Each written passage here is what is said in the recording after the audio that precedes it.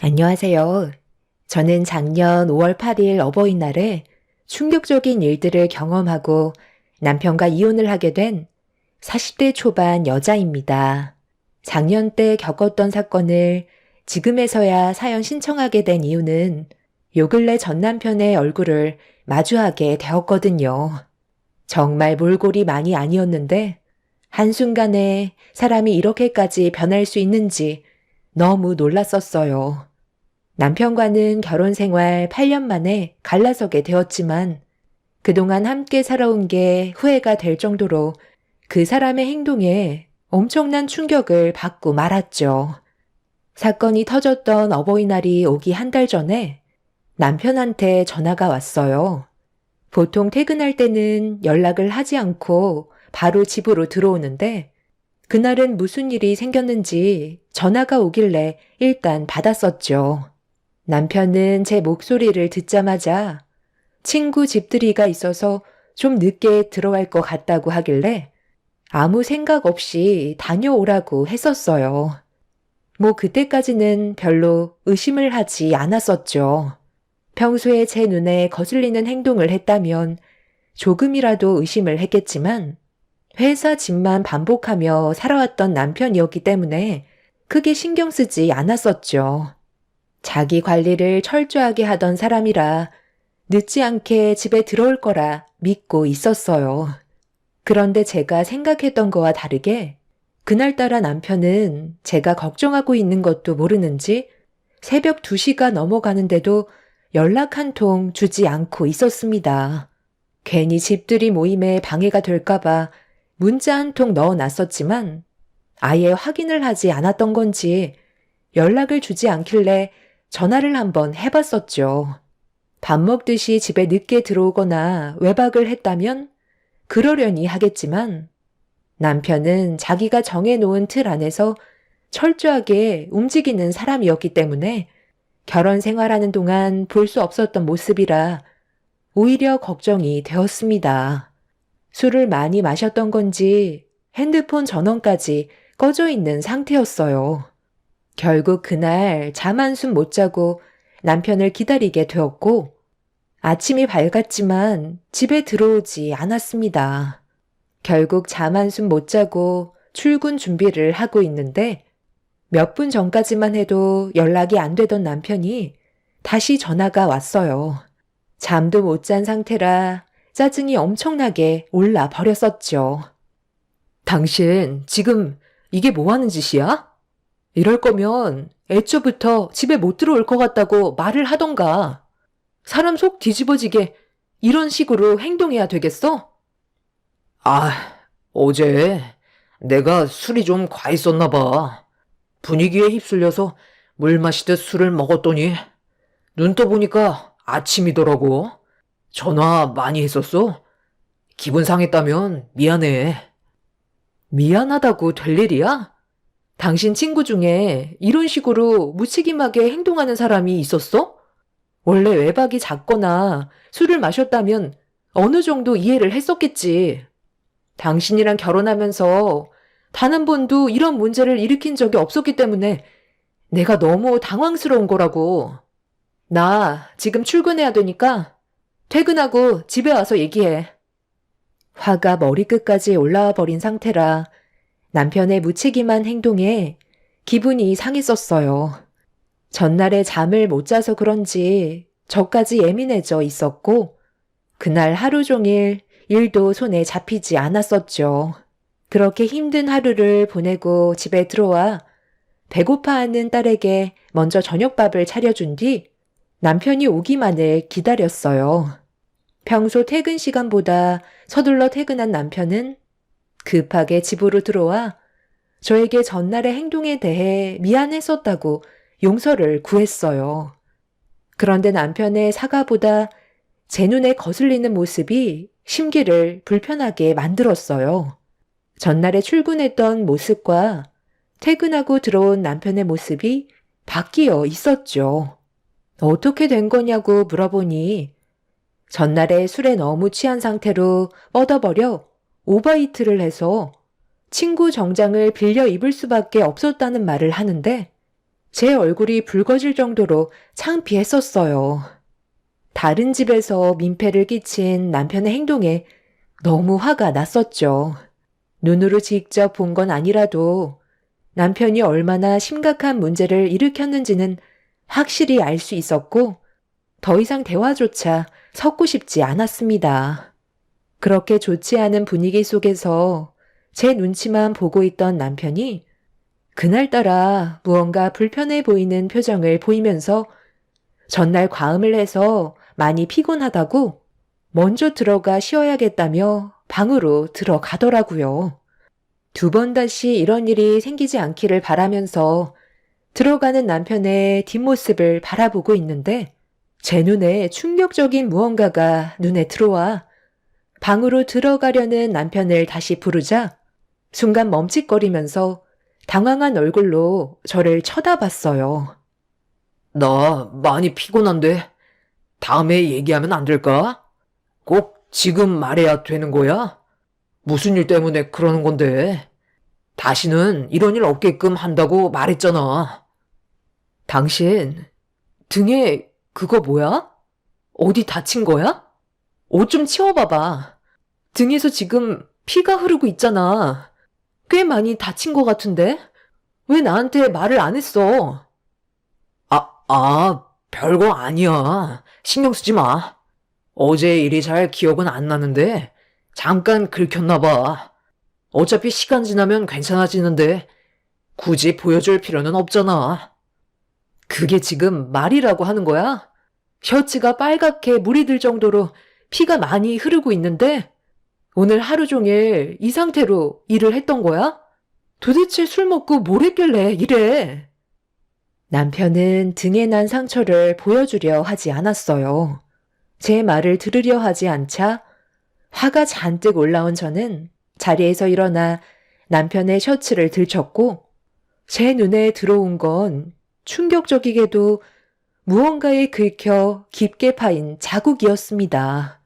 그런데 누가 봐도 남편 등 뒤에 긁힌 자국은 손톱으로 생긴 상처였어요. 너무 놀란 저는 순간적으로 뒷걸음질 치면서 아무 말 없이 남편을 바라보고 있었습니다.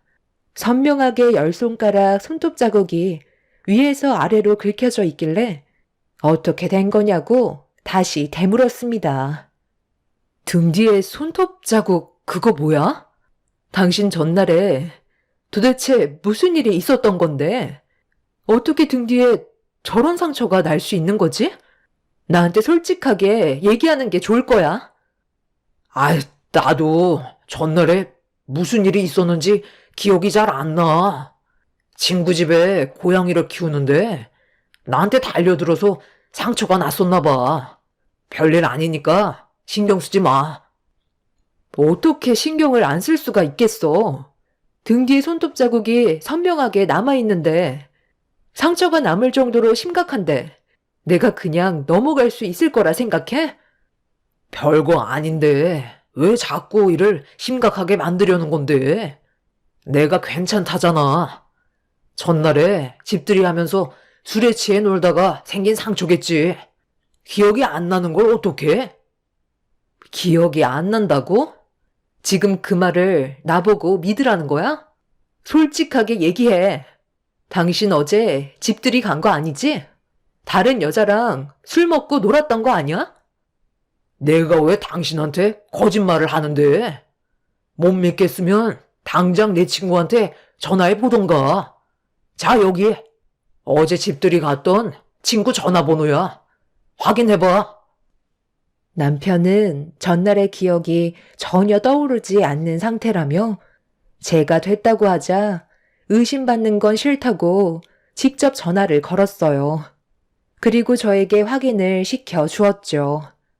남편의 친구분은 어제 본인도 술을 너무 많이 마셔서 기억이 나지 않지만 집들이 한 건 맞다면서 사진 한 장 보내줄 테니 확인해 보면 될 거라고 남편의 핸드폰으로 사진 한 장을 전송했어요. 그 사진 속에는 정말 남편과 친구분들이 집들이하는 모습이 찍혀 있었습니다. 결국 등 뒤에 선명하게 남은 손톱 자국은 의문만 남긴 상태로 상황은 정리가 되고 말았었죠. 남편이 입을 열지 않으니 확인할 방법이 없었어요. 그런데 아무리 아니라고 생각을 해봐도 등 뒤에 손톱 자국은 바람을 피웠다는 생각밖엔 안 들었어요. 셔츠를 들추지 않고서야 선명하게 남은 손톱 자국이 생길 수 없기 때문에 저는 더욱더 남편을 의심할 수밖에 없었습니다. 그날 이후 저희 부부 사이에는 심각할 정도로 금이 가기 시작했고 남편의 행동 하나하나 신경이 쓰였습니다. 남편은 저에게 지속적으로 접근을 시도했지만 누가 등 뒤를 긁었는지 확인이 되지 않는다면 저는 남편을 받아줄 수가 없었어요. 그리고 모든 말들을 더 이상 신뢰할 수가 없었죠. 그렇게 냉전의 시간이 흐른 상태로 각방을 쓰면서 생활을 하게 되니 안 좋았던 감정은 더욱더 심각해지게 되었고 몸이 멀어지면 마음도 멀어진다고 남편한테 너무 큰 실망을 해서 그런지 한결같이 사랑했던 제 마음에 변화가 찾아오고 말았습니다. 한 공간에 있는 것조차 소름 끼치게 싫었어요. 그런데 이런 와중에도 할 일은 해야 된다는 현실이 너무 힘들었습니다. 원래의 계획대로라면 어버이날 시댁에서 모두가 함께 모여 식사를 하기로 했었는데 이런 문제가 터지게 되니 어버이날 때 시댁에 가고 싶지가 않더라고요. 하지만 남편은 이런 제 마음을 모르는지 시모와 전화 통화를 하면서 다음날 늦지 않게 도착하겠다고 대화를 주고받고 있었습니다. 저만 심각한 상태였어요. 남편은 제가 받은 상처에 대해서는 전혀 신경 쓰고 있는 것 같아 보이지 않았었죠. 당신은 지금 우리 관계가 어떤지 알면서 다음날 아버님 댁에 가겠다는 게 말이 된다고 생각해? 내가 가서 표정 관리가 될 것 같냐고. 생각이 그렇게 없어? 그럼 나보고 어떻게 하라는 거야? 엄마가 먼저 전화하셔서는 나한테 늦지 않게 오라고 못을 박으셨는데 이런 일 때문에 가기 힘들 것 같다고 어떻게 말씀드려? 그럼 처음부터 처신을 잘하던가 아니면 내가 믿을 수 있게 확신을 주던가 했어야지. 무조건 기억이 나지 않는다고만 하면 문제가 해결될 거라 생각했어? 그래서 가지 않겠다는 거야? 나 혼자 가는 것도 문제잖아. 계속 이런다고 달라지는 건 아무것도 없다니까. 당신이 나한테 실망한 건 잘 알겠는데 나도 기억이 나지 않는다고 했잖아. 그러니까 이번 한 번만 용서해 달라는 거야. 앞으로 내가 더 잘하면 되는 거 아니야? 괜히 일 크게 만들지 않았으면 좋겠어. 우리 부모님 성격 몰라서 그래? 다음날 나만 가게 되면 당연히 우리 엄마가 당신한테 전화를 할 테고 그럼 뭐라고 그러게? 내 등 뒤에 난 손톱 자국 때문에 부부싸움에서 별로 가고 싶지 않다고 설명드릴 거야? 이런 일을 자초한 건 나지만 우리 부모님이 피해를 봐선 안 되잖아. 다시는 이런 일 없도록 할 테니까 이번만 조용히 넘어가는 걸로 하자. 미안하다고 몇 번을 말해야 받아줄 건데 바람 피웠던 증거가 있는 것도 아닌데 도대체 뭐가 문제냐고. 왜 증거가 없어? 당신 등 뒤에 선명하게 남아있는 손톱 자국이 나 몰래 바람을 피웠다는 걸 증명해주고 있는데 내일 아버님 댁에 가는 건 생각해 볼 거야. 남편과 저는 그날 한바탕 난리를 쳤어요. 제 기분을 조금도 알아주지 않았던 남편의 행동들이 너무 서운했었죠. 바람이라는 걸 확신하고 있었지만 그렇다 할 증거가 없었습니다. 남편이 퇴근하기 전에 집안 물건들 싹 다 뒤졌었고 남편이 잘 때 핸드폰도 몰래 확인해 봤었는데 의심될 만한 증거들이 나오진 않았어요. 남편 친구 집들이 날을 제외하곤 퇴근 후 바로 집으로 들어오기 때문에 바람을 필 수 있을 만큼의 시간도 아니었죠. 정말 시댁에 가고 싶지 않았지만 괜히 또 싫은 소리 듣게 될까봐 어쩔 수 없이 다음날 남편과 시댁으로 향하게 되었어요. 저희가 제일 늦게 도착했는지 이미 시댁 식구들은 전부 자리에 앉아 식사를 하고 있었죠. 왜 이렇게 늦은 거야? 내가 전날에 일찍 서둘러 오라고 했었잖아. 빨리 자리에 앉아라. 우리가 자주 모이는 것도 아니고 명절날 빼곤 얼굴 보기도 힘든데 한 번 모이는 거 이렇게 시간대가 안 맞아야 되겠니? 그런데 너희들 오면서 무슨 일이라도 있었던 거야? 얼굴빛이 왜 이렇게 어두워? 무슨 일이 있었든지 간에 오늘만큼은 가족들끼리 한자리에 모였으니 서로 웃으면서 하루를 잘 마무리했으면 좋겠다. 그런데 너희는 여기까지 오면서 빈손으로 온 거야? 에이, 저희가 빈손으로 왔겠어요? 미리 다 준비해놨죠. 이번에 엄마가 가지고 싶어 하셨던 명품 가방으로 준비했어요. 그리고 이건 이번에 나온 신상인데요. 아버지 낚싯대가 부족하다고 저번에 저랑 여행 갔을 때 말씀하신 게 기억이 나서 괜찮은 걸로 몇 개 구입했는데 마음에 드실 거예요. 한번 확인해 보세요. 남편은 이미 시댁에 올 수밖에 없다는 걸 알고 있었는지 미리 준비를 다 해놓은 상태였어요. 시모와 시부는 마음에 드셨는지 기분 좋은 얼굴로 식사를 이어나가셨습니다. 막내 며느리로 들어온 저는 자리에 앉기보다 부족한 음식들은 없는지 이것저것 살피면서 챙기고 있었는데 시부가 할 말이 있으신지 저보고 자리에 앉으라고 하시길래 다시 돌아와 자리에 앉았습니다. 음식을 나르고 있었던 가사 도우미 분들도 자리에 앉으라고 지시하셨어요. 시부는 돌아오는 여름에 해외여행을 계획 중이라며 시간 조율을 미리 하는 게 좋을 것 같다고 말씀하셨죠. 10인 가족이 한 번에 움직이는 건 쉽지 않기 때문에 시부는 미리 계획을 세우고 싶어 하셨어요. 도우미분들도 시댁에서 일한 지 10년이 넘어갔었기 때문에 한 가족이나 다름없다며 같이 가길 원하셨습니다.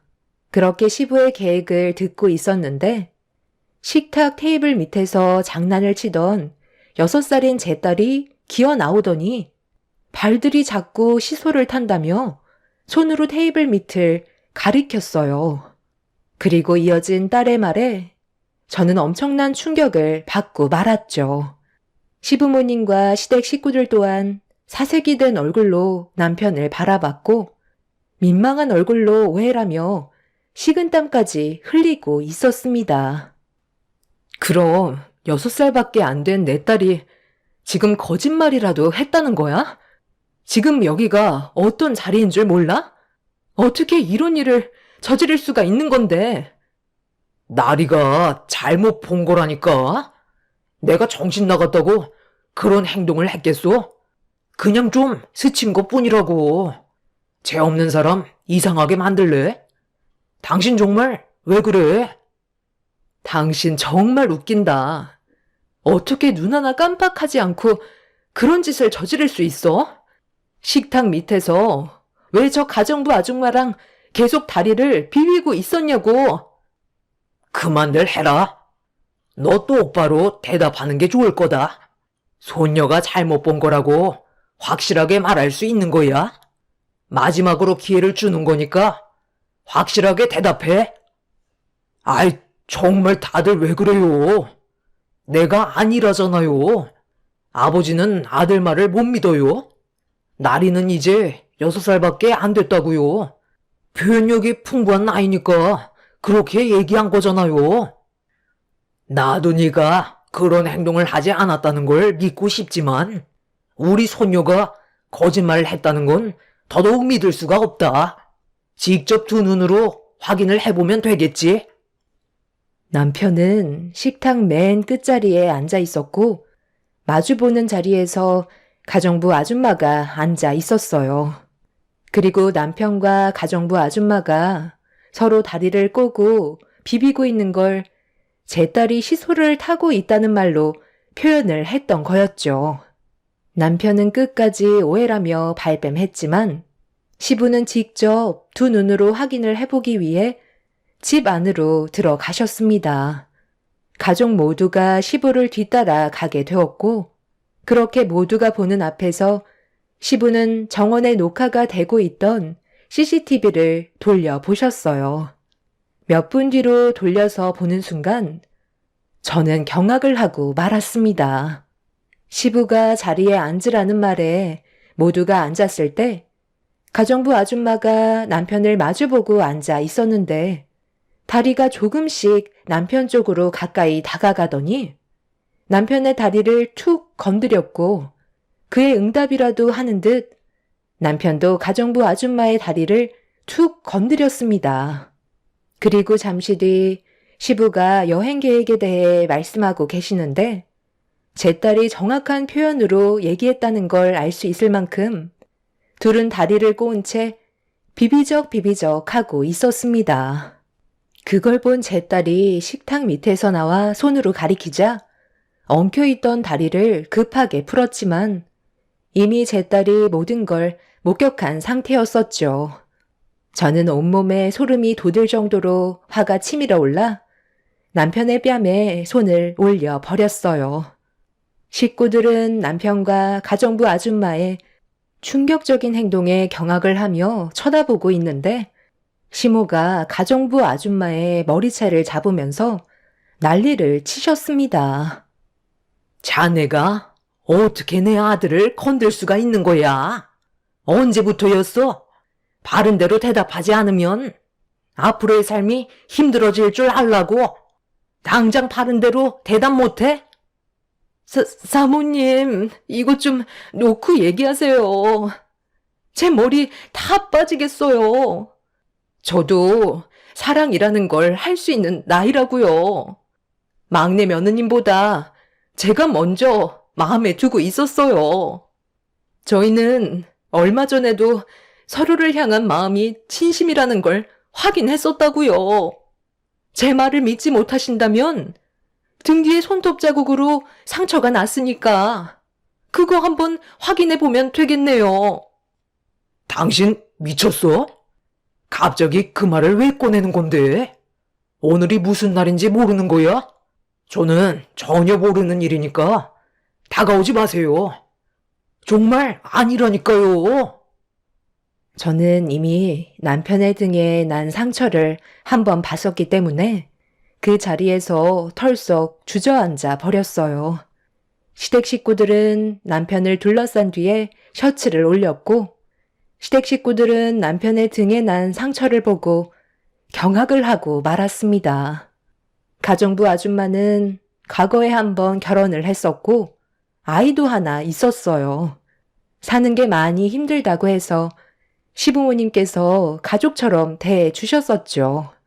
그런데 절대로 해선 안 될 행동을 저지른 남편과 가정부 아줌마의 분류는 저에게 엄청난 충격을 가져왔고 시부모님도 제대로 서 있지 못하셨는지 비틀거리셨습니다.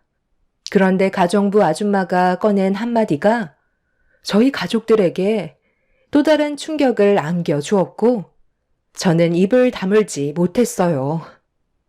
저를 가족처럼 생각해 주신 건 정말 감사하지만 저도 이런 감정을 떨쳐내려고 엄청 노력했었어요. 하지만 사람 마음이라는 게 쉽지 않잖아요.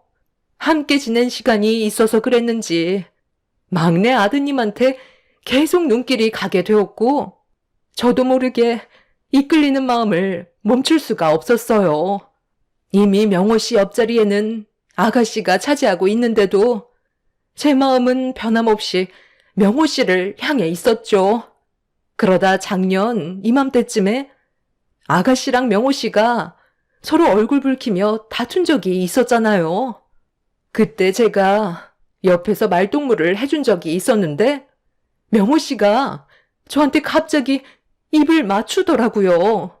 저는 술이 너무 많이 취해서 그런 줄 알았어요. 그런데 시간이 지날수록 저를 대하는 행동들이 점점 대범해졌고 결국 저희는 진심으로 사랑하는 사이가 되었던 거예요. 그리고 저한테 이런 말까지 했었어요. 이 집은 어차피 사남매 중 막내인 자기 거라며 사모님께 확답까지 받았다고 여기서 나갈 필요도 없다면서 함께 평생 같이 살자는 말로 저를 더 혹하게 만들었는데 누가 120평이나 되는 평창동 주택을 거절하겠어요. 비록 떳떳한 관계는 아니지만 저희는 정말 진심으로 사랑하는 사이라는 걸 알아주셨으면 좋겠어요. 명호 씨도 무슨 말이라도 해봐. 여보, 당신한테 정말 미안해. 나도 가정을 깨지 않으려고 그동안 정말 열심히 노력했었어. 하지만 사랑 감정이라는 게 그렇잖아. 한 번 마음을 주니까 두 번은 어렵지 않더라고. 저번에 당신한테 집들이 했다는 것도 거짓말이었어. 어차피 우리 관계 이렇게 된 거 여기에서 정리하도록 하자. 사랑은 원래 변하는 거라고. 당신 정말 정신 나갔구나. 우리 나리는 어쩌고 아빠 없는 자식으로 만들게? 왜 이렇게 생각 없는 행동을 저지른 거야? 내가 뭐가 부족해서 이런 일을 만들었냐고. 제가 남편의 멱살을 잡고 난리를 치자 가정부 아줌마가 저와 남편 사이를 말리기 시작했어요. 그런데 갑자기 둘째 형님이 저와 가정부 아줌마를 밀치더니 남편의 뺨을 올려 붙였습니다. 한 번도 아닌 수차례 뺨을 올리는데 둘째 형님의 한마디에 온 시댁은 아수라장이 되어버렸고 시모는 뒷목을 잡고 쓰러져 버리고 말았어요. 너 정말 쓰레기였구나. 좀 전까지만 해도 나한테 사랑한다고 하지 않았어? 화장실에 잠깐 다녀왔을 때 문 앞에서 나 기다리고 있다가 방으로 끌고 들어갔었잖아. 우리 관계는 어떻게 할 건데? 도대체 어디까지가 거짓말인 거야? 내 몸과 마음을 당신한테 다 줬는데 고작 저딴 가정부 아줌마한테 정을 줘?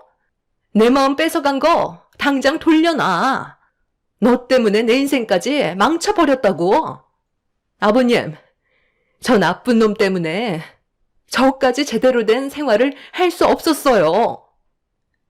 아니, 이게 또 무슨 말이냐? 명호 너 지금 이게 어떤 상황인지는 아는 거야? 그리고 오늘이 무슨 날인지 알면서 이런 일을 저질러? 대답 좀 해보라고. 사남매 중 막내인 남편 위로 아주버님 두 분과 손이 신우가 있었어요. 남편은 고개를 떨궜고 둘째 아주버님이 남편의 얼굴에 주먹을 올렸어요. 절대로 있어서는 안 될 일들이 벌어지고 만 거였죠. 드라마에서나 볼 법한 일들이 눈앞에 펼쳐지고 있었는데 저는 다리에 힘이 풀려 아무것도 할 수가 없는 상태로 눈앞에 보이는 충격적인 광경을 감당할 수밖에 없었습니다. 한 명도 아닌 두 명이나 불륜관계를 맺은 남편은 제가 그동안 알고 있던 사람이 아니었어요.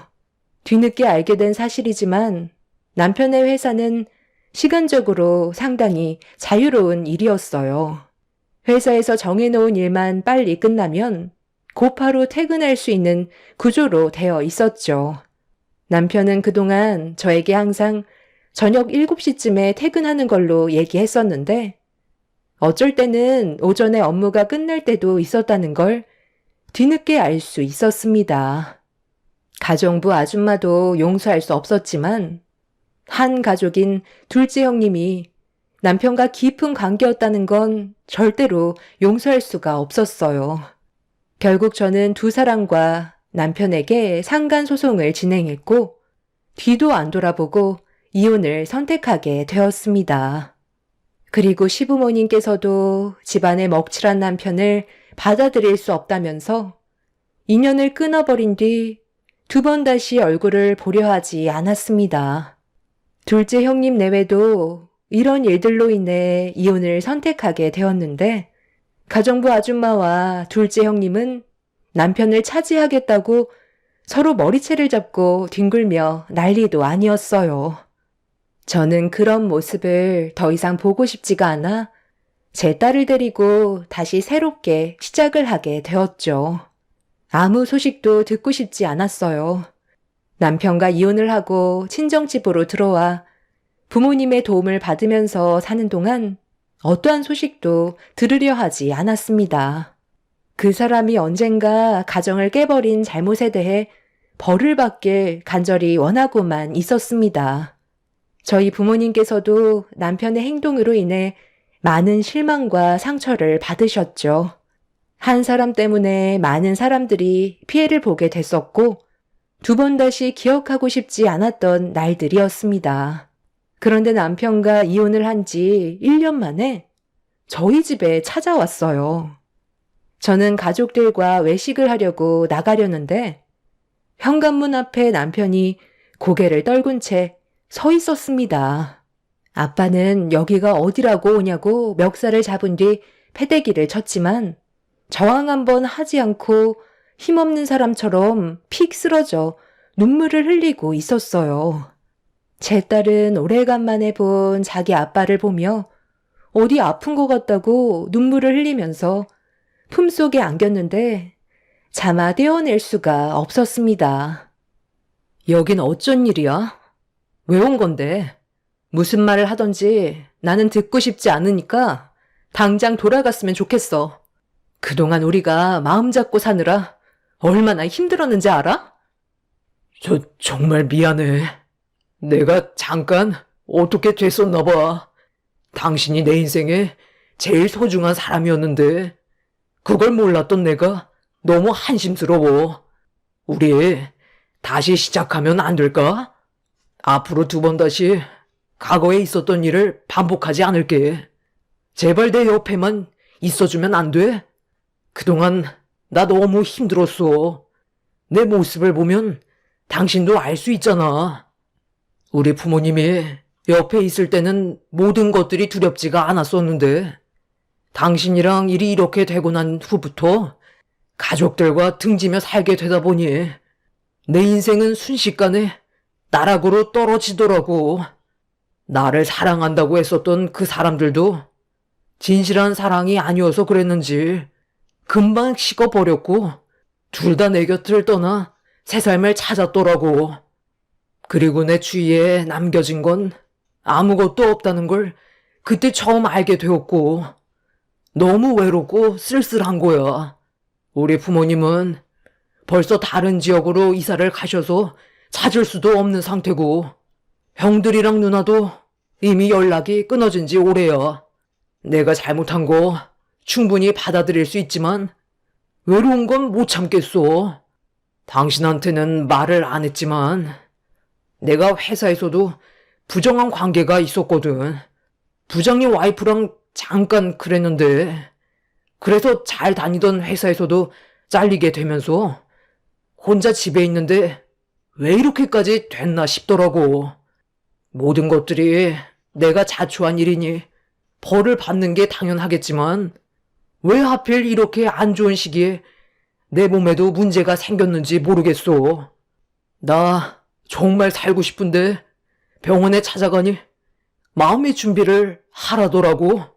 전립선암 4기 판정을 받고 나오는 길이야. 내가 의지할 곳이 결국 당신 곁이라는 걸 뒤늦게 알게 됐을 땐 이미 늦었다는 걸 알지만 빈털터리가 된 나를 다시 받아줄 수 없을까? 우리 딸 나리와 마지막 시간을 함께 보내고 싶어.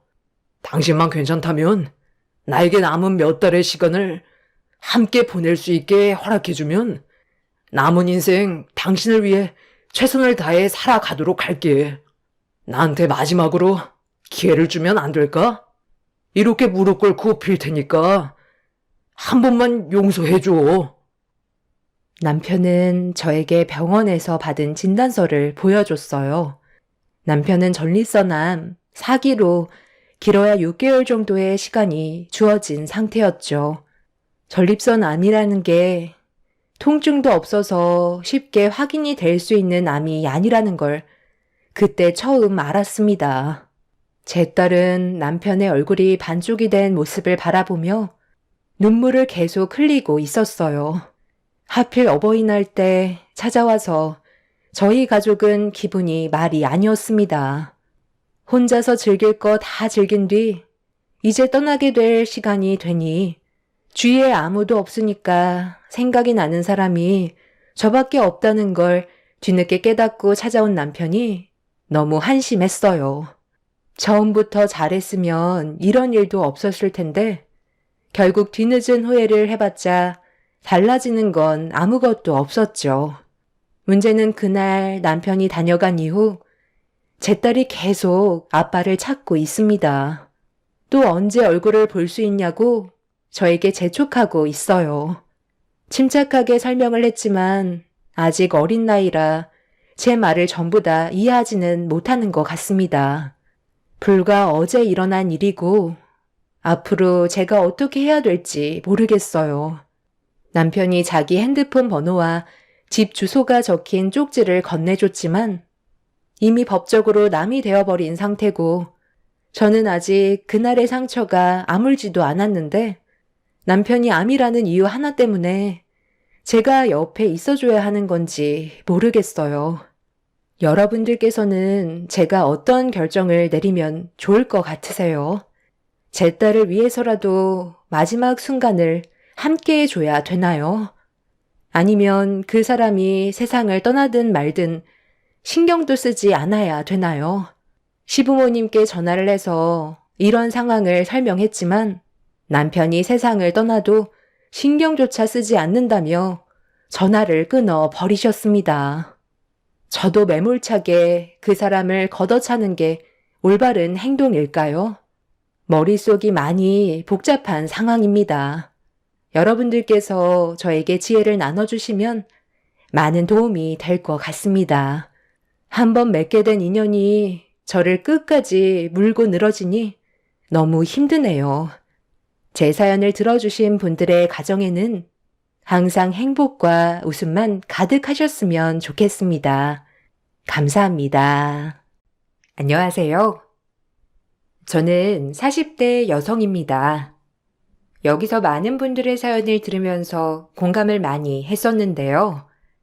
주변에는 너무 창피해 제 얘기를 꺼낼 수 없고 이렇게나마 속 시원하게 제 얘기를 해보고 싶어 이렇게 글을 써보게 되었어요.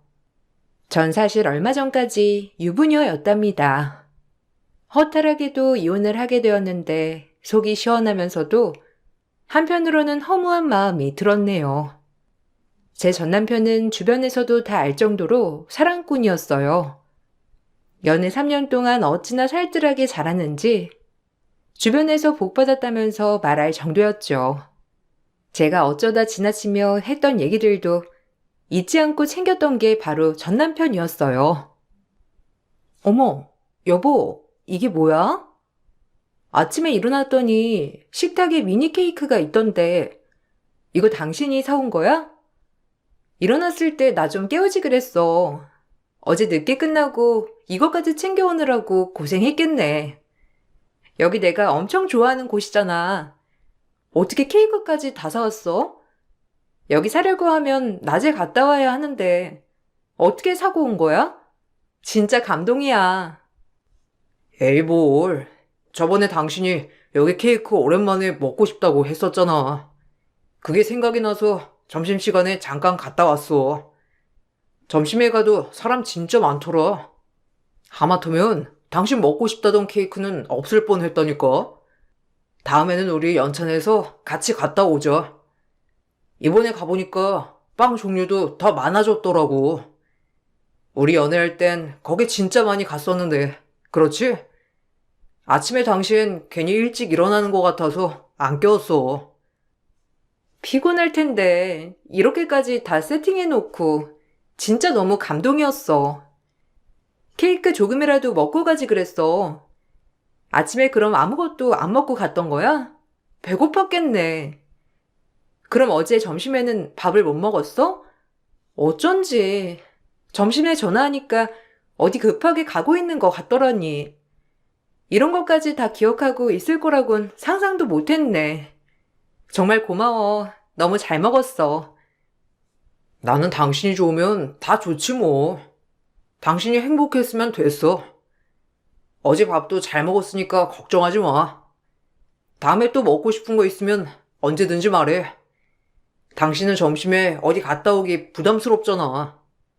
나야 밖에 갔다 오는 거 크게 힘들지 않으니까 내가 대신 갔다 오면 되지. 난 당신이 좋다면 언제든지 좋아.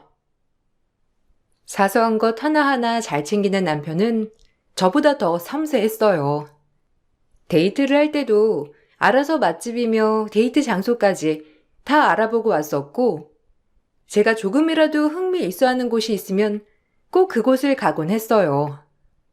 저는 그런 남편에게 항상 깊은 사랑을 느끼곤 했고, 저 역시도 남편에게 더 잘하려고 노력을 많이 했어요. 출근 시간이 이른 남편을 위해 저는 매일 아침 일찍 일어나 밥을 차려주기도 하고, 쉬는 날 지인들이랑 같이 만나는 걸 좋아하는 남편을 한 번도 반대해 본 적 없었답니다. 서로를 배려하면서 저희는 늘 행복하게 잘 지낼 거라 생각을 했었죠. 한 가지 힘들었던 점이라면 바로 시댁이었어요. 시댁은 신혼집에서 먼 거리에 있었는데 둘 다 일을 하다 보니 명절에도 제대로 찾아뵙기가 힘들었어요. 그래서 그런지 시댁에만 가면 저는 거의 찬밥 신세에 시모는 남편 챙기느라 바쁘셨죠.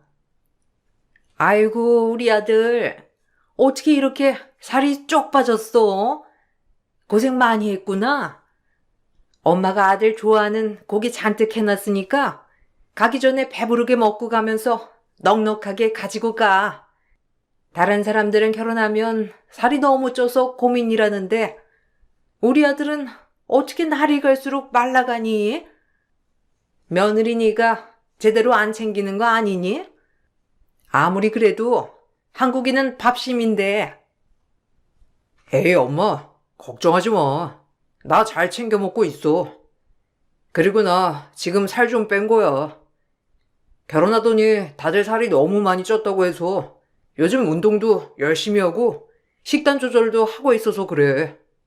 그나저나 엄마는 며느리 살 쪽 빠진 건 안 보이나 봐. 우리 엄마도 시어머니다 이거지? 주변에서는 와이프 왜 이렇게 살 빠졌냐 걱정하던데 엄마는 반대로 말하고 있네. 여자는 좀 빠져도 돼. 안 그래도 쟨 좀 살을 빼야 될 것 같다고 말하려고 했는데 얼마나 보기 좋니?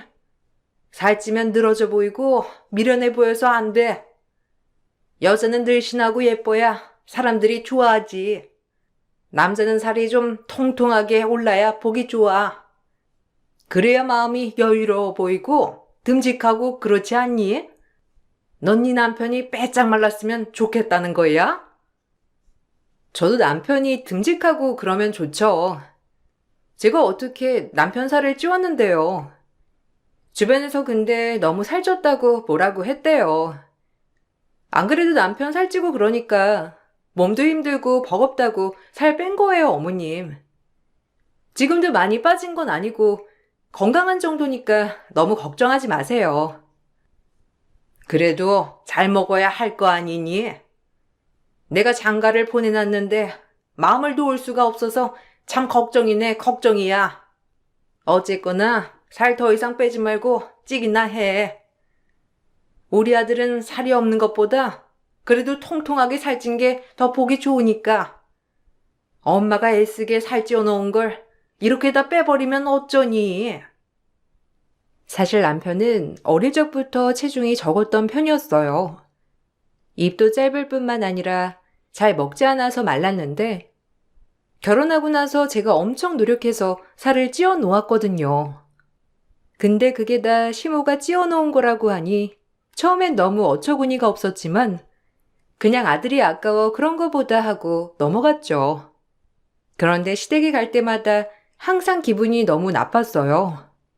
시모는 저를 며느리라기보다는 거의 남편 시중드는 하인 정도로 취급을 했죠. 예, 아까 보니까 아들 속옷이 낡았더라.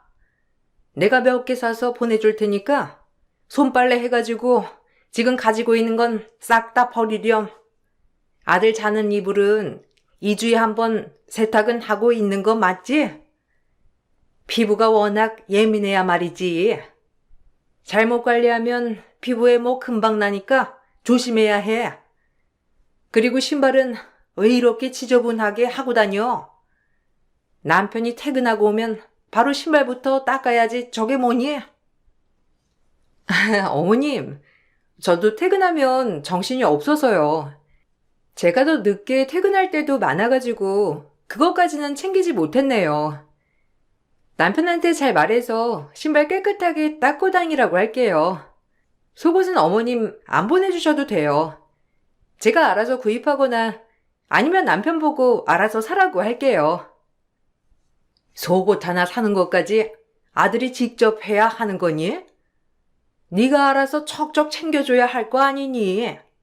서랍장을 열었을 때 깔끔하게 딱 정리된 속옷이 있으면 얼마나 기분이 좋아? 제가 너한테 말은 안 해도 속으로는 얼마나 기분이 상했겠어. 배려심이 좋아서 너한테 일일이 말을 안 하는 거지. 그리고 아까 들어보니까 반찬을 몇 개 안 하는 것 같던데 아침상은 잘 차려주고 있니? 네.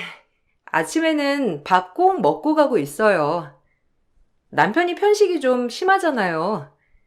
요즘은 거의 채소랑 섞어서 주고 있어요. 처음에는 채소 반찬 올리면 손도 안 대고 밥이랑 국만 먹었었는데 요즘은 그래도 이것저것 많이 먹어보려고 하더라고요. 많이 바뀌었어요, 어머님. 걔가 왜 채소 반찬을 싫어해? 집에서도 잘 먹는데 네가 잘 못 만드니까 안 먹었던 거지. 아침에 김치 제외하고도 적어도 5개는 반찬 내야 하는 거 알지? 그 정도는 돼야 밥 먹을 맛이 나지. 아침밥을 든든하게 먹어야 하루 일과를 잘할 수 있는 거야. 너도 늦잠 자지 말고 새벽부터 일어나서 음식 차리고 그래라. 여자는 부지런하고 깔끔해야 되는 거야.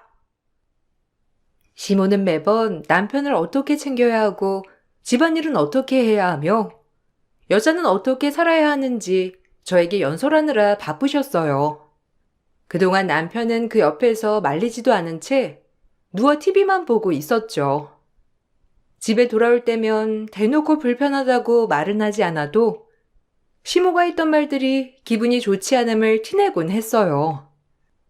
그런데 남편은 그걸 아는지 모르는지 시모가 고의로 그런 건 아닐 거라며 절 달래곤 했죠. 엄마가 당신한테 바라는 게 많아서 그래. 애초에 바라는 게 없는 사람한테는 이것저것 말을 못 하잖아. 당신이 잘하니까 엄마도 잘하는 애한테 하나라도 더 가르쳐 봐야 되겠다 싶어서 말하시는 거지. 당신이 마음에 들지 않아서 그러는 건 아니라니까. 우리 엄마 말은 틱틱해도 속마음은 그렇지 않으셔. 얼마나 따뜻하고 정이 많으신 분이신데. 이것 봐. 당신이랑 나 먹으라고 음식도 잔뜩 싸주셨잖아. 진짜 싫으셨으면 이런 거 싸주셨겠어? 그래도 이건 내가 먹으라고 주신 게 아니라 당신 먹으라고 주신 거 같은데? 보면 당신이 좋아하는 것만 잔뜩 해주셨잖아. 나는 떡 좋아하지도 않는데 당신 떡 좋아하니까 쌀로 뽑아서 주시고 고기 좋아하는 당신 먹으라고 고기 주시고 아까 그리고 나보고 내일보다 남편을 더 우선시해야 한다셨어.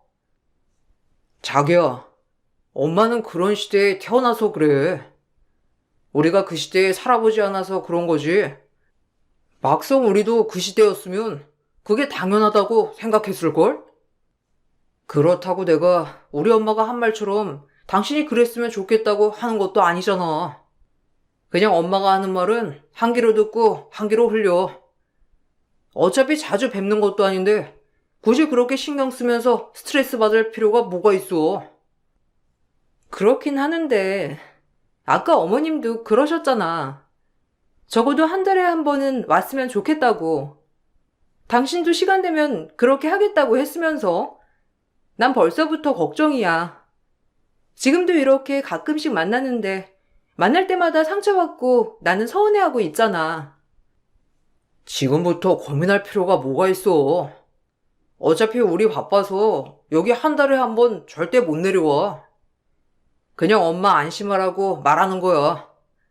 아빠랑 엄마랑 사이 별로 안 좋으시잖아. 그러니 바라볼 게 나밖에 없으셔서 그래. 그냥 자기가 조금만 이해해줘. 내가 자기한테 더 잘할게. 알았지? 남편은 저에게도 참 잘하는 사람이었지만 다른 사람들에게도 친절했죠. 유독 저에게 잘해줬던 건 맞았지만 그렇다고 저에게만 잘해준 건 아니었어요. 한 번은 남편이 회사 여직원과 사적으로 대한 내용을 제가 보고선 다투게 되었어요. 남편은 절대 그런 사이가 아니라 해명을 했었죠. 당신, 이거 뭐야? 당신 여직원이랑 이런 대화까지 해? 서로 연애 상담까지 해주는 관계였어? 여직원은 왜 당신한테 오빠라고 하는데? 거기다가 남자친구랑 헤어져가지고 외롭다고? 이런 말을 상사한테 할 수 있는 거야? 내가 보려고 봤던 건 아니지만 어떻게 이런 대화를 아무렇지 않게 할 수가 있어?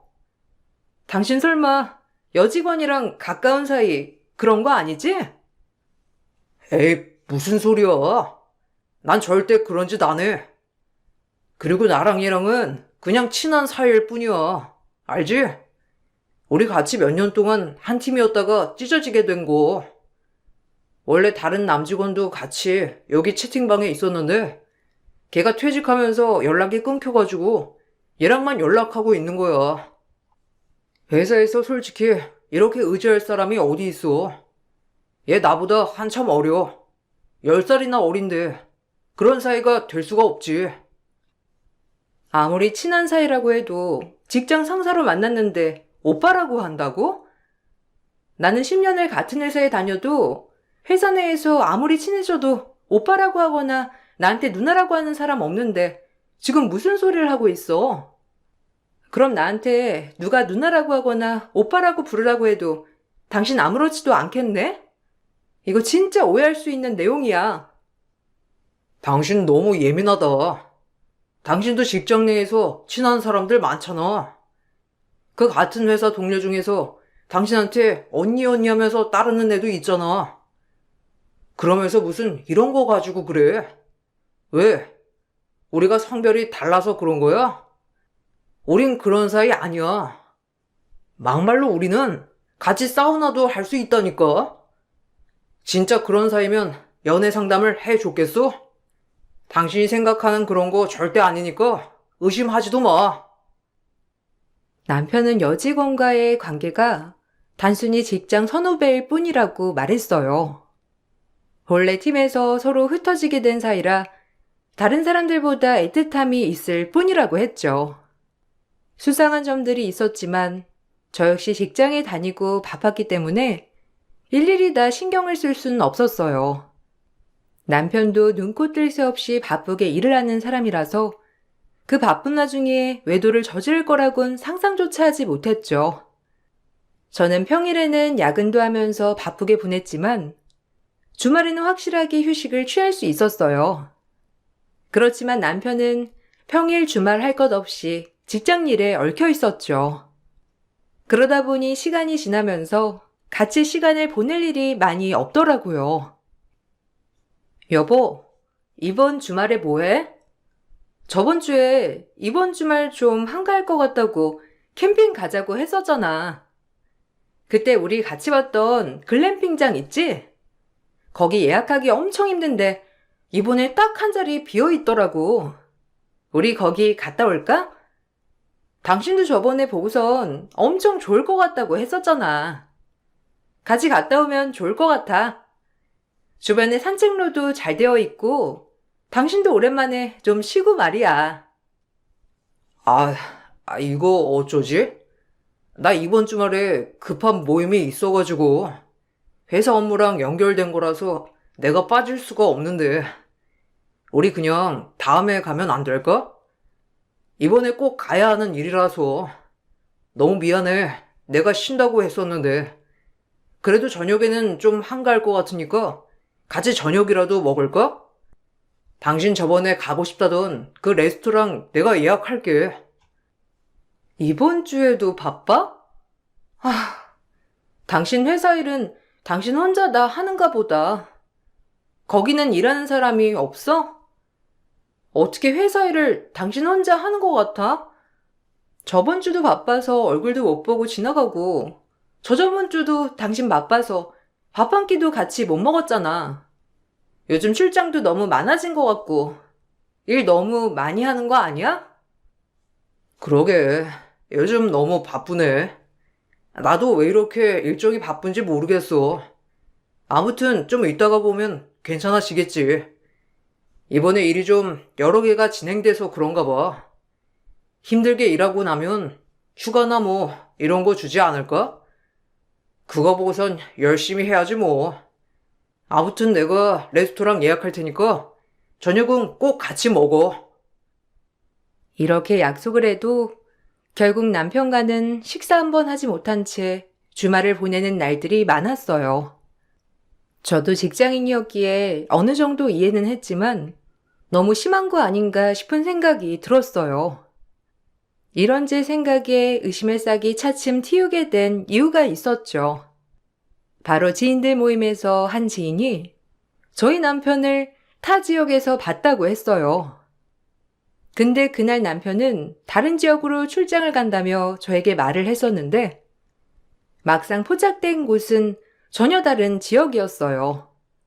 수상하다 생각을 해 늦게 퇴근하는 남편을 기다리고는 바로 추궁을 했어요.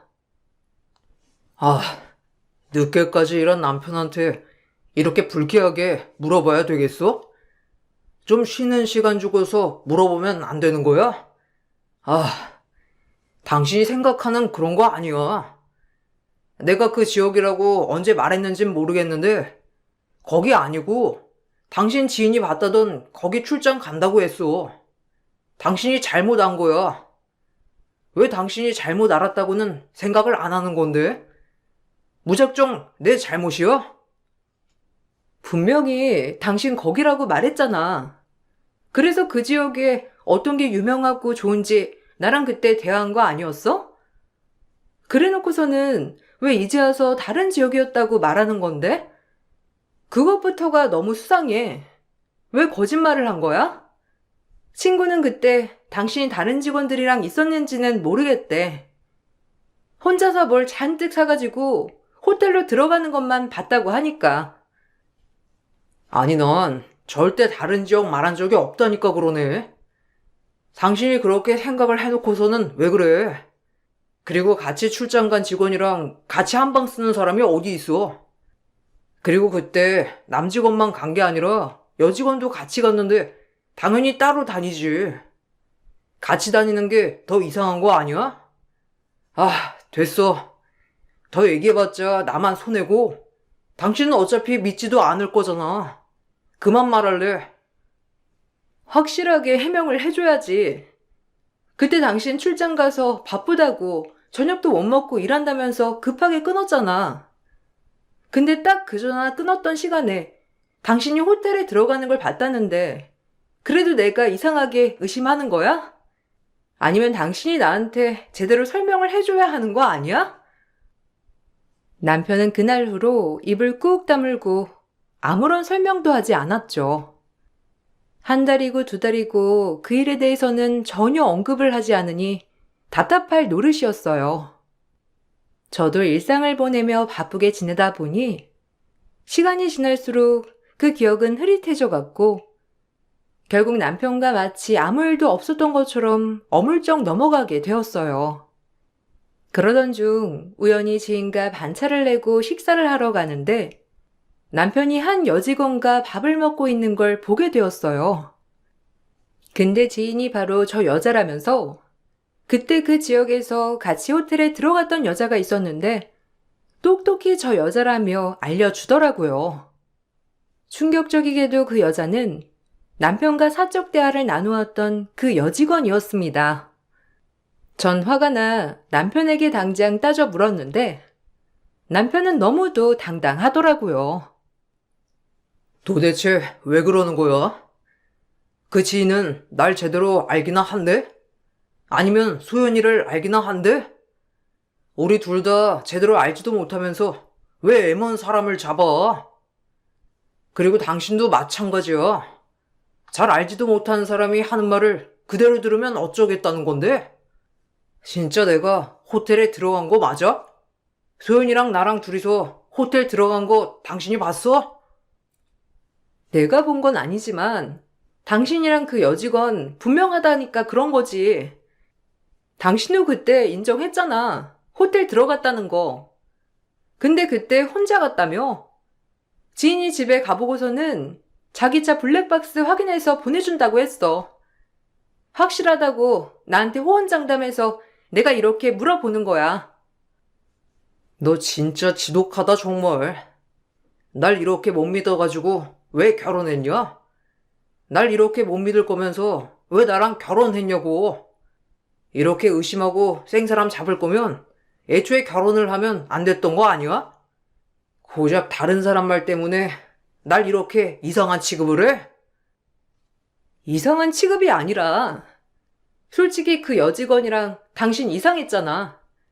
그때 이후로도 대화 나눈 거 나 다 봤어. 당신이랑 그 여직원 하트 이모티콘 주고받고 그리고 그전 대화는 싹 삭제해 놓았더라. 그런데도 내가 의심을 못해? 당신이 이러니까 내가 삭제를 하는 거야. 당신이 몰래 보고 의심할까봐. 내가 떳떳하게 그냥 놔뒀을 때 아무것도 없을 때부터 당신은 의심했잖아. 난 이런 상황 진짜 싫다니까. 당신이랑 이런 상황 만들기 싫어서 삭제하는 거라고. 당신이 괜히 보고선 오해할까봐. 나라고 이런 거 일일이 신경 쓰고 싶겠어? 별거 아닌 거 가지고 진짜 유난이네 정말. 그렇게 남편과는 냉전을 겪게 되었죠. 시모는 남편과 다툰 걸 들었는지 그날로 매일같이 전화를 하시더라고요.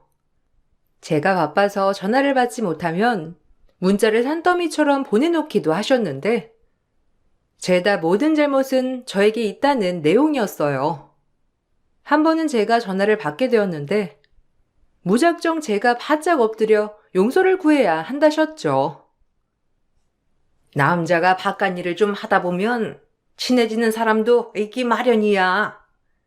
너는 사회생활 한다는 애가 그 정도 하나 이해를 못해주고 어쩌니? 아이고, 아들한테 내가 이걸 듣고선 얼마나 기가 막히던지. 밖에서 상사 눈치 보느라 힘든 애가 집에 와서까지 마누라 눈치 보면서 살아야 되겠어? 예. 남자가 솔직히 한번 밖으로 눈 돌렸다고 해가지고 가정을 버리겠니? 네가 그럴수록 남자는 겉으로 놔두는 거야. 어머님, 지금 남편 두둔하시는 거예요? 아무리 그래도 이건 아니죠. 저도 들어보니까 남편 주변에서는 이미 소문이 자자하던데요. 그 여자랑 그렇고 그런 사이라는 거 저만 이제야 안 거더라고요. 남편은 죽어도 아니라고 발뺌하는데 주변에서는 다 맞다고 하고 예전에는 어땠을지 몰라도 요즘은 그러면 사람들한테 돌 맞아요. 무슨 그런 이유로 돌을 맞는다니? 남자는 다 그런 거야. 한 번씩 그러면서 배우는 거라고. 그리고 걔가 그러고 싶어서 그랬겠니?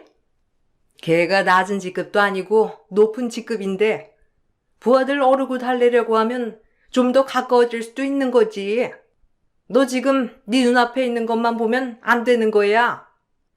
나중에 아들이 더 높은 자리에 가면 이 정도는 아무것도 아니라니까.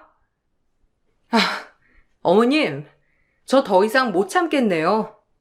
남편은 죽어도 아니라고 억울해하니 제가 뭐 더 이상 설명할 필요도 없을 것 같지만 어쨌든 저희 좀 더 생각을 해봐야 할 것 같아요. 저한테 이렇게 말씀하지 마시고 남편한테 좀 얘기를 해보세요. 예, 네가 지금 헤어지면 너만 손해야. 아무리 세상이 바뀌어도 이혼은 여자 손해라고. 남자야 한 번 하든 두 번 하든 또 결혼할 수 있지만 여자한테는 이혼이 흠이잖니. 한 번 갔다 오면 다른 남자들이 널 거들떠 보기라도 하겠어? 닳고 다른 여자한테 누가 좋다고 하겠니? 그러지 말고 꼭 참고 지내봐. 더 지내다 보면 아들도 다시 잘 얘기해보자고 나올 테니까. 시몬은 저에게만 참아야 한다고 강조하셨죠. 저는 더더욱 남편과 헤어져야 되겠다는 결심을 했어요.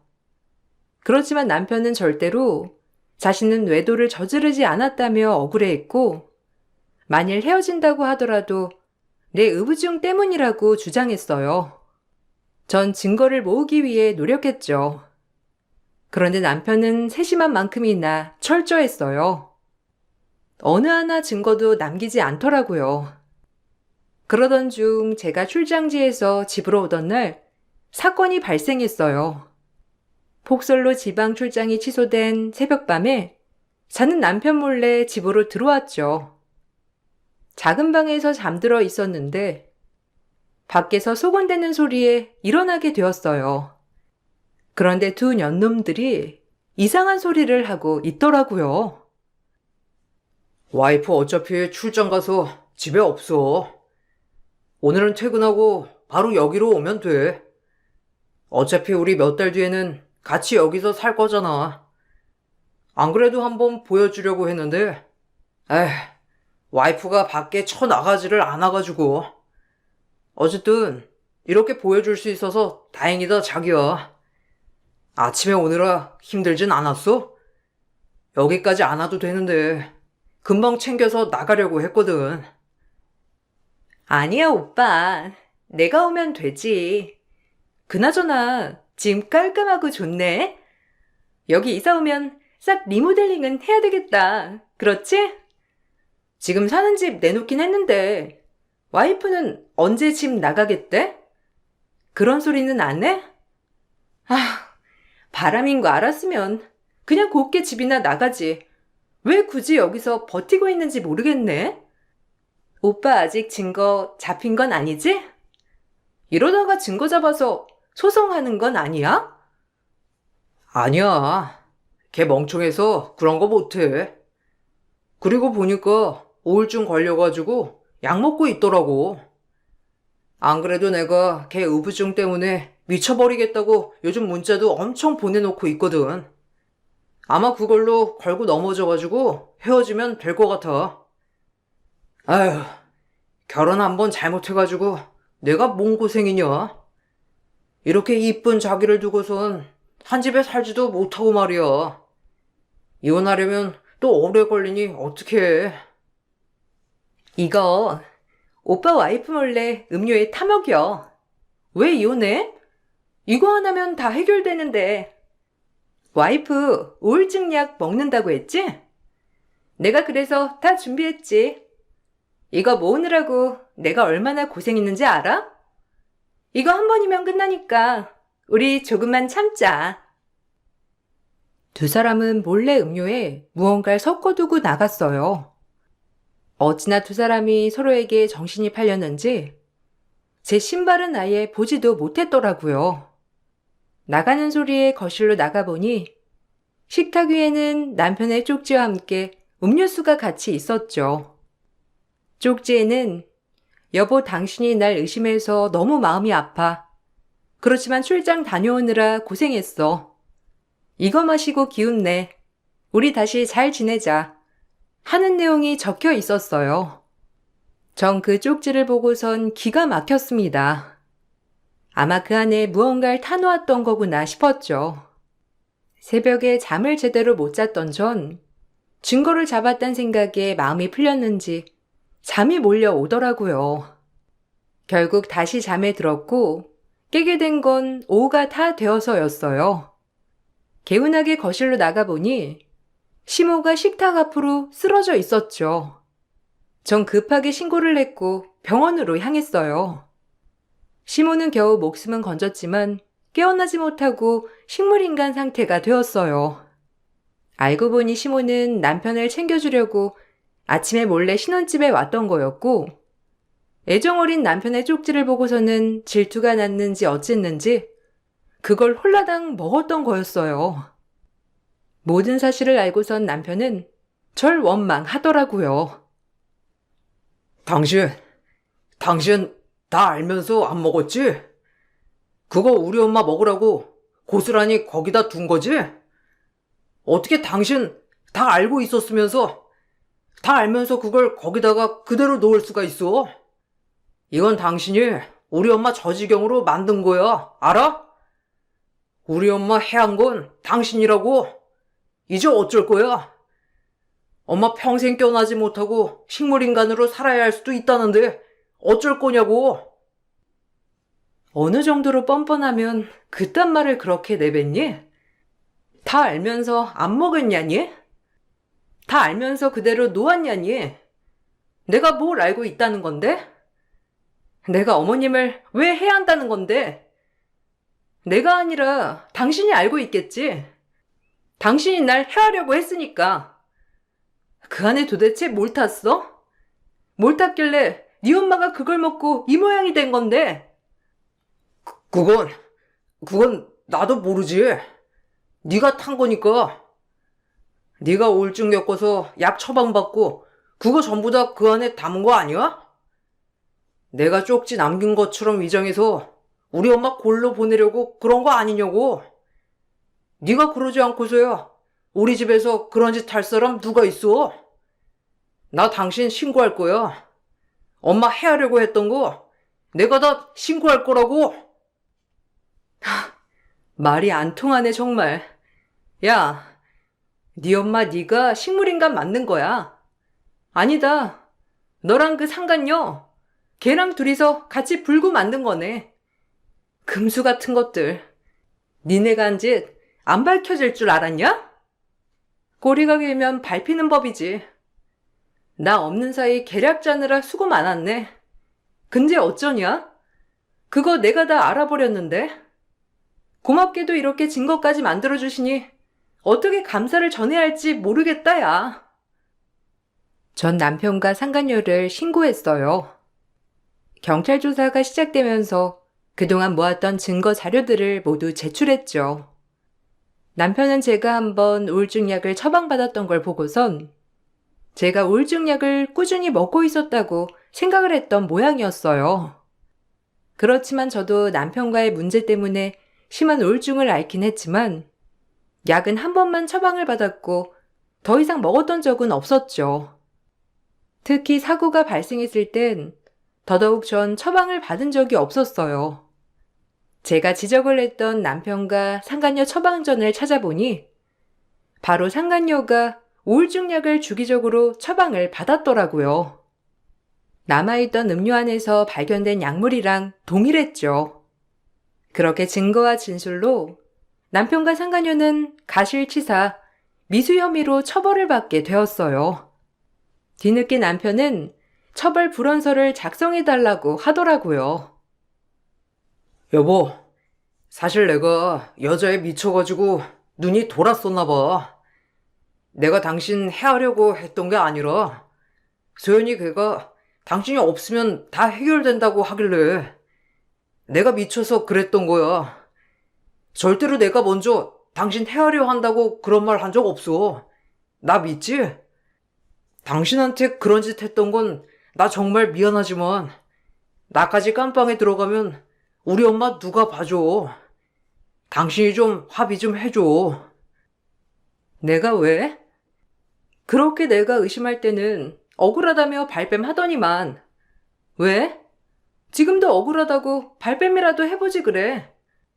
나한테는 증거 다 있어도 절대 아니라면서 오히려 날 의붓증에 정신 이상자 취급했잖아. 그때처럼 지금도 그렇게 억울하다고 의심하는 사람들이 미쳤다면서 그렇게 해봐. 혹시 몰라? 당신 봐줄지도. 여보, 왜 그래? 그래, 내가 당신한테 너무했지? 이혼하고 내가 위자료까지 다 받을 수 있게 해줄게. 소연이 걔 나 찾아오지도 않고 있어. 나랑은 어차피 이혼할 거고 나 땡전 한 푼 없는 거 당신 알잖아. 차라리 내가 걔 상간녀로 고소해가지고 위자료 받을 수 있게 증언도 다 해줄 테니까 제발 나 좀 여기서 빼내줘. 당신이 처벌 불원서만 작성해서 보내주면 나 감형받아서 일찍 나갈 수 있어. 웃기시네. 아니, 천년의 사랑은 어디 가고 이제 와서 증언까지 해주겠대? 상간녀 증거는 이미 차고 넘쳐서 너 따위 증언은 이제 필요도 없어. 지금까지 그랬던 것처럼 절대 그런 사이 아니라고 끝까지 잡았대. 차라리 그게 낫겠네. 용서를 구하려면 네 엄마한테나 해. 네가 저지른 일 때문에 병상에 누웠는데 무릎 꿇고 빌어도 모자라지 않겠니? 거기서 많이 기도하고 용서 빌렴. 상간녀는 어떻게든 처벌을 피하려고 모두 남편이 한 일이라고 증언했지만 제 증언으로 상간녀도 처벌을 받게 되었어요. 결국 남편의 하찮은 행동 때문에 시댁은 풍비박산이 났고 전 그렇게 남편과 이혼을 하게 되었어요. 그렇게 기중하고 기중하던 아들 때문에 목숨까지 잃을 뻔했던 시모는 겨우 깨어났지만 아들이 한 행동 때문에 충격에서 벗어나지 못하셨다더라고요. 후유증으로 치매가 급속도로 진행되어서 이제는 사람도 제대로 못 알아보고 주변 도움 없이는 아무것도 하지 못하는 아이가 되어버리고 말았다고 해요. 남편은 죗값을 치르고 있어요. 제 주변에서 알만한 사람들이 어느 정도 알지만 사실 잘 모르는 사람들에게는 쉽게 털어놓긴 어려운 일이더라고요. 저도 충격에서 겨우 헤어나왔는데 앞으로는 정신 차리고 살아보려고요. 여러분들도 항상 행복하시고 늘 자기 자신의 행복이 중요하다는 거 잊지 마시길 바랄게요. 안녕하세요. 인천 사는 35살 여자입니다. 늘 사연을 읽으며 이런 일이 실제로 있다니 라며 사연을 접했었는데요. 저에게도 이런 일이 생기다니 너무 충격적이어서 글을 써봅니다. 저는 화목한 가정에 사랑스러운 막내딸로 태어났습니다. 위로는 오빠가 있고 제가 막내다 보니까 부족함 없이 사랑받으며 살았었어요. 부모님은 두 분 다 사교육 학원을 운영하고 계시고 저 역시 대학교 영문학과 졸업 후 부모님이 운영하는 학원에 영어 선생님으로 재직 중입니다. 남들이 보기엔 부모님 잘 만나서 직업 걱정 없이 살았다고들 하지만 그래도 부모님 기대에 맞춰드리기 위해 저 역시 나름 공부도 열심히 하고 잘 살았다고 자부했고요. 제 나이 33살 되던 해 친구가 하도 괜찮은 남자가 있다기에 소개팅을 나갔습니다. 나이가 33살이다 보니 주변 친구들은 거의 다 시집도 가고 저 역시도 이번에 남자친구가 생기면 결혼을 전제로 꼭 만나봐야겠다고 생각을 하고 있었을 때 친구의 적극 소개팅 주선에 나가게 되었죠. 친구의 말만 따라 키도 크고 훤칠하게 생긴 남자가 나와 있더라고요. 그렇게 저희는 소개팅을 하게 되었어요. 안녕하세요. 처음 뵙겠습니다. 말씀 많이 들었어요. 저는 김민수라고 합니다. 윤선 씨한테 얘기 듣기로는 영어 가르치신다고. 네, 안녕하세요. 저도 윤선이한테 말씀 많이 들었어요. 네, 동네 학원에서 아이들 영어 가르치고 있어요. 그럼 식사 고를까요? 생각보다 서글서글한 모습에 좋은 인상을 가졌어요. 대화를 나누다 보니 말도 통하고 좋은 사람 같은 느낌이었죠. 그 남자는 작은 볼트 회사를 운영하고 있고 여동생이 1명 그리고 홀어머니, 나이는 37살이었고요. 나쁘진 않았어요. 결혼 정년기에 만난 사람들이었기에 당연히 바로 연애를 하게 되었죠. 그래도 성급히 결혼을 결정하면 안 될 것 같아 1년은 만나보자라고 생각했습니다. 1년을 만나면서 한결같이 저를 위해주는 마음, 바빠도 꼬박꼬박 챙겨주는 모습에 결혼을 결심했습니다. 부모님은 제가 막내딸이다 보니 결혼은 조금 더 신중히 그리고 천천히 가길 바라셨지만 이 남자면 결혼에 행복하게 살 수 있겠다 생각이 들었죠. 그렇게 연애 1년 만에 저희는 양가에 인사를 가게 되었어요. 저희 부모님도 처음엔 결혼을 천천히 하길 바라셨지만 남자친구의 모습을 보고 흔쾌히 결혼을 허락해 주셨습니다. 그런 모습을 보니 그때 당시에는 참 행복했죠. 김서방이라고 부르면 되나? 아직 아무것도 모르는 딸이라네. 집에서 오냐오냐 귀하게만 키워서 이해해주게나. 아, 그럼요. 당연하죠. 그리고 요리는 제가 잘하니까 괜찮습니다. 아버님, 어머님 걱정 마세요. 유미 예쁘게 키워주신 것만으로도 감사하죠. 아유, 어머, 좀 말도 예쁘게 할까? 그래, 볼트 회사 한다고요? 그럼 직원은 몇 명이나 있어요? 우리가 이쪽 일은 전혀 모르니까. 아, 12명 정도 있습니다. 이제 막 커가는 중이고요. 규모가 크진 않지만 자금적인 부분은 안정적이어서 걱정 안 하셔도 돼요. 아, 그렇구먼. 그래도 어린 나이에 사업하기 쉽진 않았을 텐데 사업 수완이 참 좋은가 보네. 자, 내 술 한 잔 밖에 놔. 저희 집 분위기는 참 좋았습니다. 귀한 막내딸 혹시라도 엄한 놈 만날까 걱정을 많이 하셨지만 막상 결혼할 남자친구를 보니 부모님은 안심을 하셨죠. 그만큼 첫인상이나 말투나 모든 것들이 완벽했어요. 가끔 이런 완벽한 모습을 가진 남자친구가 어떻게 여태까지 혼자였을까를 생각하니 의아했지만요. 그냥 일에 너무 중독되어 결혼식을 놓쳤다고만 생각했죠. 저희 집 인사를 끝내고 남자친구의 집에 인사를 가게 되었습니다. 남자친구의 집 방문은 그야말로 태어나서 처음이었기에 엄청난 긴장 속에 이루어졌죠. 하지만 남자친구 어머님은 너무 인자하시고 자유로우셨어요. 괜한 걱정했다 싶을 정도로요. 아구, 어서 와요. 우리 민수한테 얘기 많이 들었어요. 어쩜 이리 곱기도 하지. 어서 들어와요. 내가 맛있는 거 많이 했어요.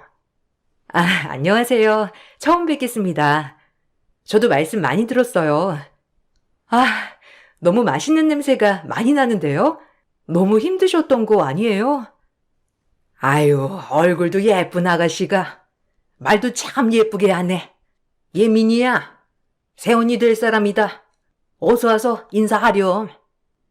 예비 시어머니의 부름에 방에서 나온 사람은 다름 아닌 남자친구의 여동생이었어요. 남자친구보다 한참은 어려 보이는 얼굴을 가지고 있었는데 애되어 보이는 모습을 보니 저도 모르게 밝은 웃음이 지어졌네요. 하지만 생긴 거랑은 다르게 약간 차가웠지만요. 안녕하세요. 민수 씨 동생이죠? 우리 앞으로 잘 지내봐요. 민수 씨한테 동생이 있다는 말은 들었는데 생각보다 더 어려 보이고 귀여워요. 아, 네, 안녕하세요. 오빠가 저 12살 어리다고 얘기 안 하나 보죠? 하긴, 오빠는 어디 가서 제 얘기 많이 안 하더라고요. 야, 김민희. 뭐 또 장난칠래? 조그만 게. 네 새언니 될 사람이야. 앞으로 깍듯하게 보셔, 알겠지? 그래야 너도 콩고물이라도 떨어진다. 콩고물 같은 소리 하네. 생전 나한테 그런 게 떨어나졌음 말을 안 하지. 하여튼 우리 집에 온 걸 환영해요. 뭐 나중에 혹시라도 원망은 말고요. 원망이요? 자기 민희 씨한테 잘못 많이 한 거 아니야? 우리 이제 가족이 될 거니까 잘 지내봐요. 남자친구의 말에 입술을 삐죽거리고 주방으로 획 들어가는 모습이 나이가 어려서 그러나 보다고 생각했어요. 남자친구와 어머니의 모습과는 다르게 약간 쌀쌀맞아 보이는 모습이 조금 신경 쓰였지만 별다르게 생각하진 않았고요. 그렇게 화기애애한 분위기 속에서 식사 자리는 이루어졌습니다. 시어머니는 제가 아주 마음에 드는 모습이었죠. 그래서 기분이 더 좋았고요. 영어 선생님이라고? 아이고, 이제는 문제 없겠다. 요새는 영어가 필수잖아, 안 그래? 부모님도 교육자 출신이시니 더할 나위 없고. 저희 어려서부터 그냥 사교육 학원 운영하셨어요.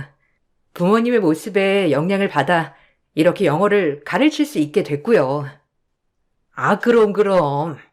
가정 환경이 이래서 중요한 거야. 우리 민수랑 아주 딱 맞는 짝인 것 같네. 그래, 결혼은 언제쯤 생각해요? 이제 1년 정도 만났으니까 늦지 않게 올가을에 결혼하려고 하는데 엄마는 어때요? 어차피 집도 다 준비되어 있으니까. 가을 아주 딱 좋다. 춥지도 덥지도 않고 우리 새아기 내가 뭘 해주면 되나? 하나밖에 없는 며느리인데 다 해줘야지. 참, 하나밖에 없는 며느리는 무슨? 엄마도 진짜 뻔뻔해. 오빠도 마찬가지지만 뭐 이건 차차 알게 되겠지만. 진우의 말이 끝나자 남자친구는 헛기침을 하고 시어머니도 신우를 확 째려보았죠. 처음엔 그게 무슨 의미인지 잘 몰랐어요. 하지만 돌이켜 생각해보면 이렇게 세한 부분들이 많았었는데 그땐 왜 몰랐는지 참 어리석었다고 생각이 드네요. 얘가 낄 때 안 낄 때 구분을 못하네. 너 그 입 못 다물어? 참나 신경 쓰지 마요. 아직 어려가지고 뭘 모르거든. 아, 네. 아가씨, 평일에 시간 되면 종종 만나서 밥도 먹고 차도 마시고 해요. 대학생이라서 바쁠래나? 친해지면 좋잖아요. 아니야, 자기야. 얘까지 신경 쓸 필요 없어. 애들 가르치기도 바쁠 텐데. 하여튼 생각해줘서 너무 고마워. 역시 마음이 천사라니까. 아유, 그러게. 신경 쓰지 마. 선생님은 얼마나 바쁘겠어, 안 그래? 이렇게 잘 어울리는 한 쌍을 보니까 내가 기분이 너무 좋네. 묘하게 남자친구와 시어머니는 남자친구 여동생을 만나는 것을 차단하는 느낌이었지만 나이 차이가 많으니 친하지 않아 그럴 수 있겠다 생각했어요. 그리고 저희는 결혼 준비를 해나갔죠. 정신없이 결혼 준비하랴, 애들 가르치랴, 바쁜 와중에 문자 하나가 와 있더군요. 모르는 번호였지만 내용은 김민수 씨 얼마나 믿으세요? 뒤 좀 캐봐야 하지 않겠어요? 라는 내용이었네요. 결혼 전 너무 찝찝한 내용이었기에 그냥 넘어갈 수 없었어요. 이 문자를 받고 확인을 해야 했죠. 그래서 처음 남자친구를 소개해준 친구를 만났습니다. 어머, 얼굴 핀 것 좀 봐, 얘. 민수 씨가 잘해주는구나? 거봐, 너랑 딱 잘 어울릴 줄 알았다니까. 내가 다 뿌듯하다, 얘. 너 덕분에 잘 만나고 있지. 근데 확인해야 할 게 좀 있어서. 혹시 민수 씨에 대해 너 잘 알아서 나 소개해준 거 맞지? 그럼. 안지 한 6년 정도 됐지? 우리 회사에 물건 납품하는 회사거든. 거기 대표가 민수 씨고, 착실하고 성실하고 다정하고. 혹시 뭐 이상한 건 없었어? 아무래도 결혼을 준비하는 거니까 뭐든지 확실시하고 싶긴 하거든. 내가 좀 예민한 건가? 에이, 이상할 게 뭐가 있어? 젊은 사장이 회사 잘 꾸리고 직원들 잘 통솔하고 거기다 솔로에 뭐 이보다 완벽한 게 있을까? 아니, 사실은 오늘 나 수업하는데 이런 문자가 왔다? 좀 이상하지 않아? 굳이 이런 문자를 나한테 누가 보냈을까? 아유, 뭐 누가 민수 씨 짝사랑하고 있는 거 아니야? 아니면 이런 문자 보낼 사람이 없잖아. 너 긴장 좀 해야겠다. 아, 그냥 넘길만 한 거야? 아, 난 왜 이렇게 찝찝하지? 너 결혼하기 전에 이런 문자 안 받아봤잖아, 안 그래? 뭔가 모르게 찝찝하네. 네가 지금 결혼 준비하느라 예민해서 그래. 그리고 뭐 전 여자친구일 수도 있고 아무래도 배 아프니까. 그럼 더 좋은 거 아니야? 사람이 얼마나 잘났으면 전 여자친구가 못 잊어서 이렇게 결혼 해방 놓으려 하겠어. 좋게 좋게 생각해. 진짜 그만한 남자 없다 너? 친구는 별 대수롭지 않게 넘겼어요. 저조차도 너무 예민한 탓인가 생각하며 생각을 바꿔보려 애썼죠. 친구도 결혼 준비로 제가 예민해진 것 같다며 신경 쓰지 말라고 해줬고요. 그래도 남자친구에게 꼭 물어봐야 했어요. 남자친구를 저녁에 만나 문자를 보여주며 물었어요. 혹시나 남자친구가 저에게 숨기는 것이 있다면 뭐든 솔직하게 말해주길 바라면서 말이죠. 에이, 누가 보낸 거지? 잘 모르겠네. 내가 저기 많은 스타일도 아니고. 신경 쓰지 마. 나도 모르는 내용이니까. 참 별게 다 있다. 아니, 찝찝하니까. 상식적으로 결혼 전에 누가 이런 걸 보내, 안 그래? 자기 진짜 나한테 숨기는 거 없는 거지? 이건 합리적인 의심이야. 아, 없어. 아, 진짜 웃기네. 내 뒤 캐볼 테면 캐봐. 아주 털어도 안 나올 거다. 네가 결혼 준비하고 이래저래 스트레스가 많아서 그래. 정말이지? 자기 만약에 정말 혹시라도 결혼 중에 문제 생기면 가만 안 둬? 자기 믿어도 되는 거지? 아이고, 걱정 마세요. 내 뒤 캐보려고 해도 헛수고일 거다.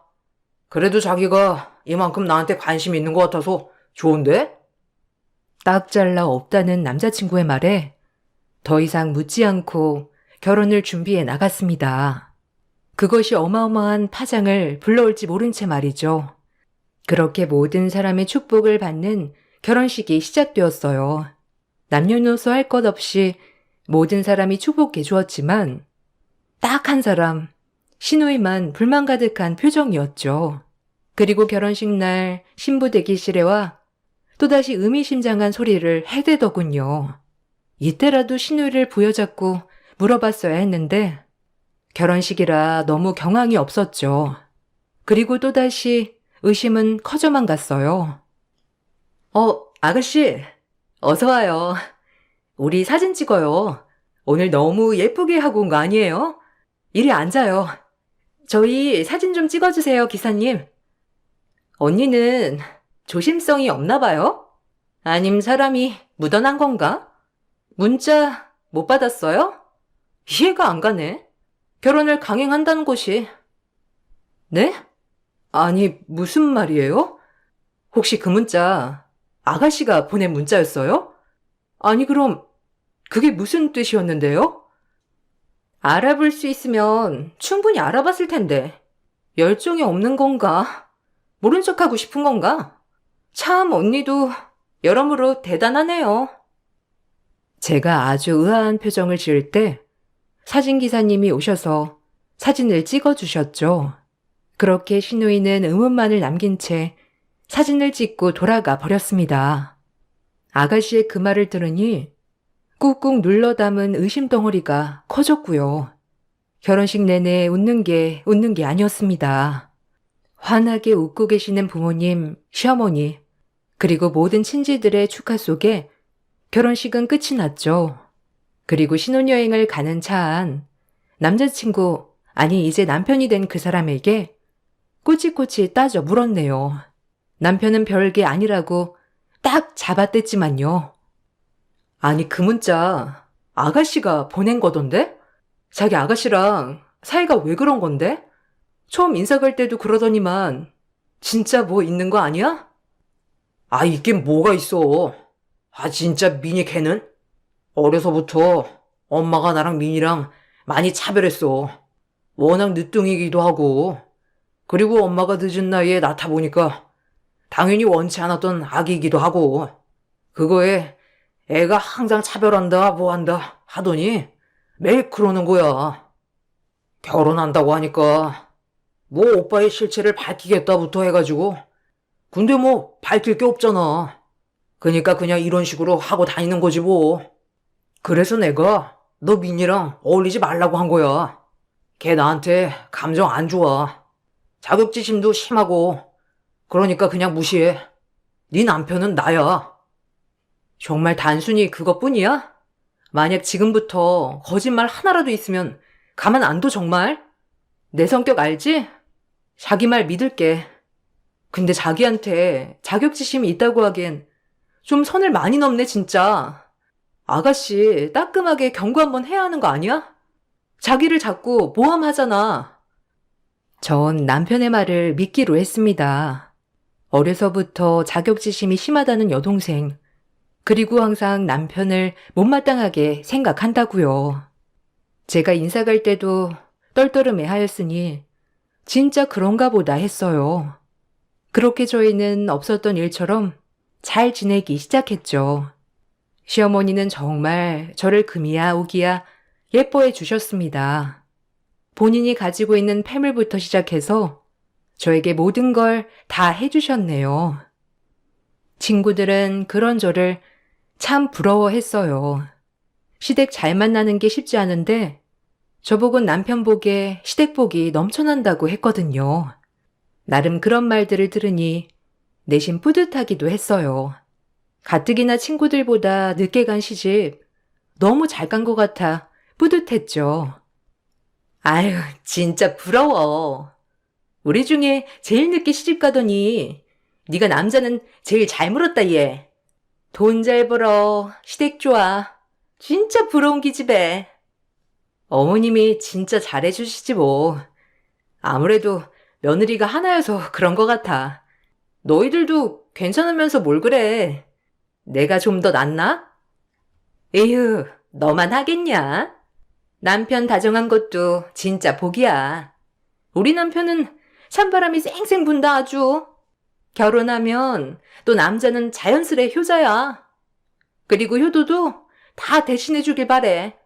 주둥이만 효자지. 효도는 사실상 우리가 하고 말이야. 하여튼 넌 시집 잘 간 줄 알아. 친구들의 부러움, 저도 좋았어요. 친구들은 만나면 시댁욕, 남편 욕하기 바빴지만 전 정말 남편도 다정하고 시어머니도 딸처럼 대해주셨기에 불만이 하나도 없었거든요.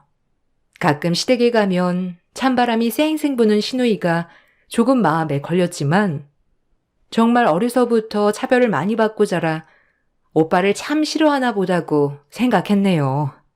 그리고 시간이 조금 지나자 남편의 사업체는 더 커졌죠. 결혼 준비할 때만 해도 12명이었던 회사 직원이 지금은 30명이 다 육박했거든요. 그래서 남편은 더욱 바빠졌어요. 주말이면 출장에, 평일에도 회사 일 때문에 늦게 들어오고 외박하는 일이 잦았죠. 저도 워커홀릭이었기에 이해했어요.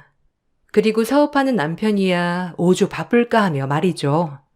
남편이 전혀 일 말고는 의심스러운 정황이 없었기에 더 그랬죠. 오늘도 김서방 늦어? 아유, 요즘 자주 늦는다. 주말에도 출장도 잦은 것 같고 새 신부 너무 방치하는 거 아니니? 뭐 나도 요즘 강의 준비하느라 바쁜데 그리고 사업체가 2배 정도 커졌으니까 바쁠만 해. 열심히 사는 거 같아 좋고. 그래도 단속 잘해야 해, 남자는. 알겠니? 하긴 김서방이 그럴 위인은 아니다. 아주 너한테 홀딱 빠져서. 시어머니도 엄청 잘해주셔. 내가 시집와서 이 사람 사업체도 더 잘 되는 것 같다고. 나야 좋지 뭐. 내일 저녁엔 이 사람 몸보신이나 시켜줘야겠다. 가끔 엄마가 남편이 너무 늦거나 출장이 잦은 것 같다고 하였지만 별 대수롭지 않게 여겼어요. 진짜 바쁜 회사였기 때문이죠. 그리고 저희는 그렇게 결혼 생활을 이어나갔어요. 바쁜 남편과 살면서 얼굴 보는 일이 어려웠지만 남편은 회사 일 외에는 오로지 저에게 시간 투자를 하였기 때문에 불만은 전혀 없었어요. 하지만 저희의 사이가 틀어지게 된 계기가 있었죠. 한참 지나 시누이 번호로 문자 하나가 왔어요. 아이 2명과 남편이 있는 사진을 저한테 보낸 겁니다. 이게 무슨 뜻인지 알지 못했어요. 아가씨, 지금 보낸 문자 뭐예요? 민수 씨 사진이던데 혹시 저한테 잘못 보낸 거예요? 아니면 일부러 보낸 거예요? 진짜 언니가 안타까워서 보낸 거예요. 제가 모든 말은 다 할 수 없지만 그 사진 보고 짐작 가는 거 없어요? 아가씨, 매번 이렇게 빙빙 돌려 말하지 말고 본론을 말하죠. 나 지금 아가씨랑 장난칠 기분 아닌데. 그리고 오빠한테 불만이 있으면 오빠한테 말하면 될 일이지.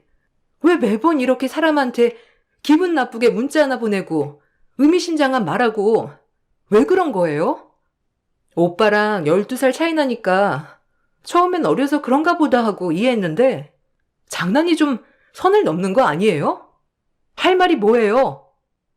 전 신우의 또 문자질에 화가 머리끝까지 났죠. 매번 이런 식으로 알 수 없는 말, 문자, 행동들. 오늘로 내가 끝을 낼 거라고 생각했어요. 남편에게 갖고 있는 자격지심 또한 제가 다 들어보고 신우의 마음을 풀어주고 싶었거든요. 아가씨, 이건 전화로 할 말은 아닌 것 같으니까 우리 만나죠. 제가 집으로 갈까요? 아니면 밖에서 만날래요? 밖에서 만나요. 집에서는 제가 말 못할 것 같으니까. 내일 제가 언니 학원 근처로 갈게요. 오빠한테는 말하지 마시고요. 결국 저희는 밖에서 만나기로 했어요. 신우이는 웬일인지 스스로 저희 학원 근처에 온다고 하더군요. 이제서야 아가씨의 속마음을 들을 수 있을 것 같아서 마음이 후련했어요. 사진을 보고 아무리 생각해봐도 떠오르지 않았어요. 이게 무슨 사진인지. 남편에게 당장 물어보고 싶었지만 다음날 아가씨를 만나기로 했기 때문에 남편에게는 비밀로 했죠. 그리고 다음날이 되었어요. 아가씨, 이제 말 좀 해봐요. 결혼 전부터 저한테 왜 그랬는지. 결혼식에서도 그렇고 오빠 말로는 어려서부터 오빠를 별로 안 좋아했다던데. 오빠가 그래요? 오빠는 당연히 그렇게 말하겠죠. 전 오빠의 두 얼굴을 알거든요. 언니는 똑똑한 사람이라 다 알아들을 줄 알았는데 생각보다 말귀를 못 알아듣더라고요. 좀 답답하네요, 언니도. 이만큼 힌트를 줬으면 알아챌 만도 한데 너무 공부만 해서 그런가? 아가씨, 장난치지 마요, 진짜. 얼렁뚱땅 넘어갈 생각 마요. 전 오늘 아가씨가 오빠에 대해 알고 있는 거 다 들어야겠어요. 언니가 속은 거라고요. 오빠랑 찍은 그 아이들, 오빠 자식들이고 제 조카예요. 결혼 한 번 했던 게 요샌 흠이 아니라고 하지만 언니한테 비밀로 하고 결혼하는 건 아니잖아요. 이렇게 어린 나도 아는데 엄마나 오빠나 한통속이 돼가지고 어이가 없어서. 아가씨, 말 사실이에요? 아니, 이런 걸로 거짓말 하진 않겠지만 정말 맞는 거죠?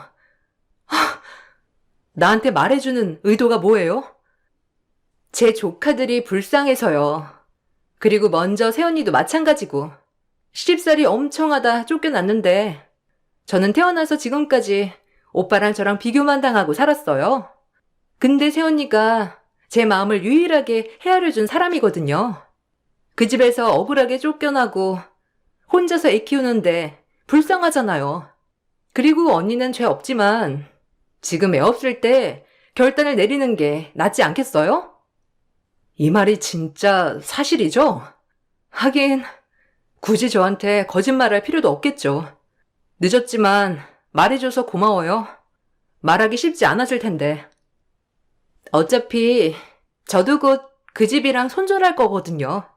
하는 짓 보면 진짜 인간 같지도 않아서 안 그래요? 하여튼 언니가 잘 알아듣길 바래요. 너무 충격적이었습니다. 그렇게 완벽했던 남편에게 숨기는 과거가 있었다니요. 그것도 애 딸린 이웃남이라니. 그래놓고 총각인 척 나랑 결혼할 생각을 하다니 부들부들 떨렸죠. 이 사실을 어떻게 하면 좋을까 생각했어요. 결혼 전에 말해줬으면 좋았을 테지만 아가씨도 사정이 있어 그때 하지 못했던 말 지금이라도 해줬으니 그래도 고마웠네요. 그리고 전 아가씨의 말대로 남편의 뒤를 캐기 시작했습니다. 캐고 보니 엄청났어요. 지금의 회사도 전처의 장인어른 회사더군요. 결혼하고 홀랑 자기 걸로 만들었다가 완전 자기 회사가 되니까 지금의 아내와 아이들은 나 몰라라. 그리고 총각 행세를 했다니 기가 막혔네요. 그동안 출장 핑계로 집에 들어오지 않은 것들도 아이들을 만나느라 그랬던 거였고요.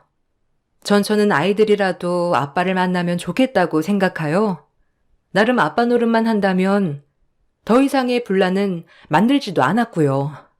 전 계획했어요. 이 사람을 철저히 아주 처참하게 밟아버리겠다고 말이에요. 일단 참았습니다. 증거 수집도 해야 하고 이 사람이 가장 행복할 때 와장창 깨고 싶었거든요. 자기야, 나왔어. 오늘도 일하느라 고생했지? 오늘 저녁은 내가 해줄게. 자기는 앉아서 쉬기만 해. 자기 일하느라 바쁠 텐데 오늘은 일찍 왔네? 이번 주는 출장 안 가나 보지? 자기 퍽하면 출장 다니잖아. 가서 뭐 하는진 모르겠지만. 에이, 자기 화났구나. 내가 요즘 바빠서 일하느라 자기 신경을 통 못 썼더니 삐졌어. 미안해. 바쁜 일만 지나면 괜찮을 거야. 아, 맞다. 자긴 처자식 버리는 남자에 대해 어떻게 생각해? 윤선이 알지? 윤선이 아는 사람이 그런 사람이 있대서. 아주 몹쓸 놈이지. 그런 사람이 진짜 있긴 한 거야? 자기는 좋은 말만 들어. 그런 말 애써 듣지 말고. 아니, 어떻게 그러지? 그러게. 인간 쓰레기지, 그런 인간들은. 안 그래? 아주 다 싸잡아다 멸죽을 시켜야 하는데. 그걸 듣는데 어찌나 기막히던지. 뻔뻔하게 아무것도 모르는 척하는 남편을 보니 토악질이 나올 것 같았죠. 그리고 일단은 모른 척했어요. 지금은 즐겨라. 네 전처가 당한 고통보다 더한 고통을 주겠다며 이를 갈았네요. 그리고 부모님께 당장 이 사실을 알렸죠. 부모님들은 가만두지 않겠다고 길길이 날뛰셨는데 저에겐 복수 계획이 있으므로 그 전까지만 참아달라고 했어요. 아빠는 본인이 아는 변호사에게 이미 의뢰를 해놓은 상태였고요. 그리고 저희는 결혼 후 첫 명절을 맞았습니다. 디데이였죠. 역시나 시어머니가 뻔뻔하게 저에게 우리 아가 하면서 맞아주셨어요. 구역질이 나오는 걸 참고 억지로 웃었어요. 시누이도 오늘 계획을 도와주기로 했기에 그 모습을 지켜보고 있었어요. 명절을 다 세고 모든 친척분들이 있는 자리에서 시어머니는 저에게 용돈을 주셨어요. 아유, 우리 새아가 이번 명절 처음인데 너무 고생했다. 자, 용돈. 이건 내가 고생했다고 주는 선물이야. 자, 여기. 어머, 이렇게 큰 돈을. 감사해요, 어머니. 한 것도 없는데 용돈을 다 주시고. 감사합니다. 잘 쓸게요. 돈은 300만 원이었어요. 용돈치고 참 간 금액이었죠. 전 같았으면 정말 감사히 받았겠지만 지금은 저에게 얼마나 죄책감이 들면 이런 식으로 할까라는 생각뿐이었네요. 제가 그 돈 300만 원 받자 시누이가 말을 하기 시작했어요. 언니, 저도 언니 선물 하나 준비했는데 언니 차 트렁크에 재밌는 거 있거든요. 한번 열어봐요. 알겠죠? 네, 아가씨, 고마워요. 어떤 선물일지 기대가 되네요. 우리 다 같이 가서 볼까요? 아가씨가 저한테 처음 주는 선물인데. 아, 그러게. 민니가 새언니한테 선물도 하고. 야, 철들었다, 너. 이제 좀 정신 좀 차렸나 본데. 같이 가서 보자. 그렇게 가족들과 친척들을 끌고 제 차 트렁크로 갔습니다. 그리고 냅다 트렁크를 열어버렸죠. 트렁크에는 남편의 전부인과 찍은 결혼사진, 그리고 아이들 사진, 그동안 그 전부인과 있던 모든 것들이 트렁크에 나열되어 있었네요. 남편은 그걸 보자마자 헐레벌떡 차문을 닫기 바빴고 시어머니도 사색이 되어 신우에게 소리를 질렀어요. 그리고 전 화가 머리끝까지 나 남편의 뺨따기를 갈겼죠. 그리고도 모자라 한 4대 정도 때렸을까요? 결혼 무효 소송을 걸 거라고 했습니다. 결혼 무효 소송 걸 거야. 이미 아빠가 다 알아보고 계셔. 너 내가 모를 줄 알았지? 뻔뻔하기로써니. 그 회사도 전부인의 회사라며? 어머님이랑 너랑 어떻게 사람이 뻔뻔하면 그 회사 꼴딱 삼키고 전부인을 갖다 버릴 수 있니? 나도 필요 없어지면 버리려고 했니? 그래도 애비라고 자식들은 뒤에서 만나고 싶었나 보지? 그리고 위자료 준비해. 눈물도 안 난다. 지금까지 곱게 자라서 인생 공부할 일 없었는데 너 때문에 인생 공부 잘했다 아주. 네 짐은 이미 다 싸놨고 밖에 내다 놨으니 몸만 나가. 알겠어? 무슨 소리야? 아니, 이거 다 모함이야. 나 믿어야지. 자기 내 말 믿잖아, 안 그래? 진짜 오해라니까. 민희가 자격지심이 심해서. 미친 소리 그만해.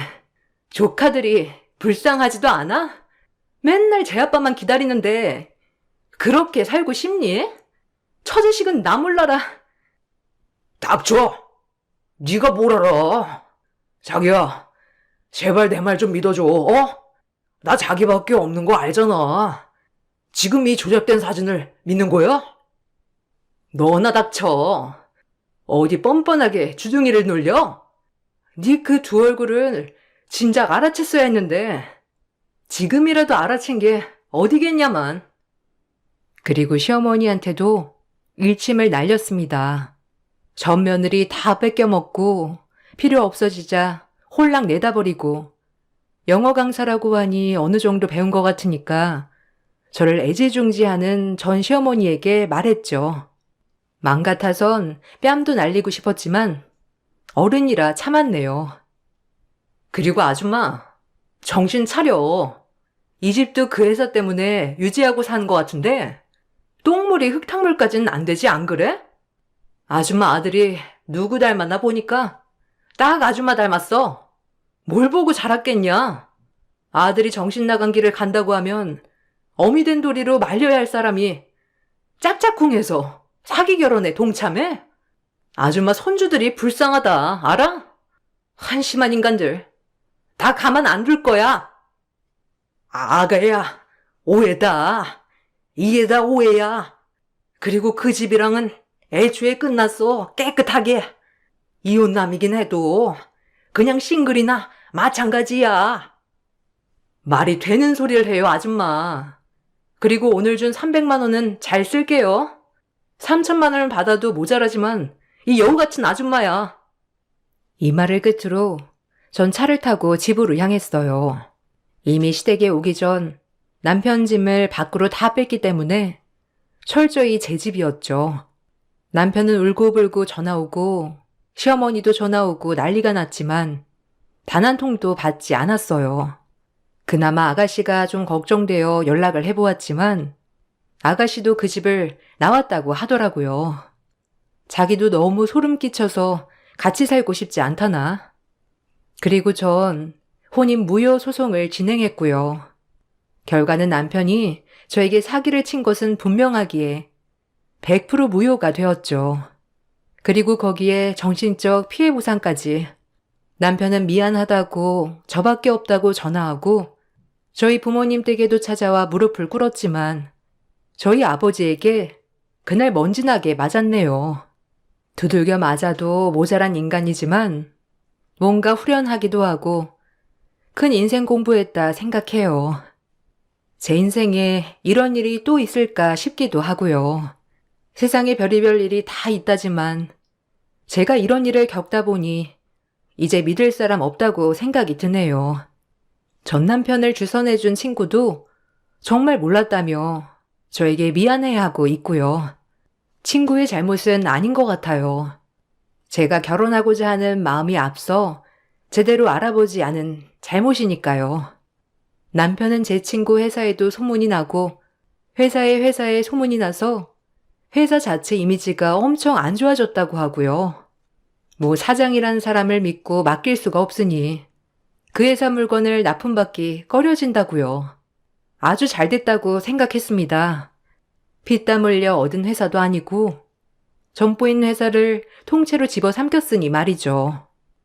이 글을 쓰면서도 저에게 단시간에 일어났다고 믿기 힘드네요.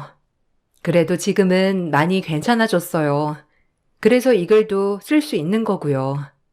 35살 제 인생의 가장 큰 교훈은 돌다리도 두드려 보자입니다.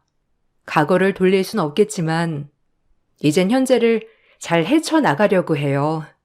이 글을 보신 분들도 저에게 용기를 주세요. 제 글 읽어주셔서 감사합니다.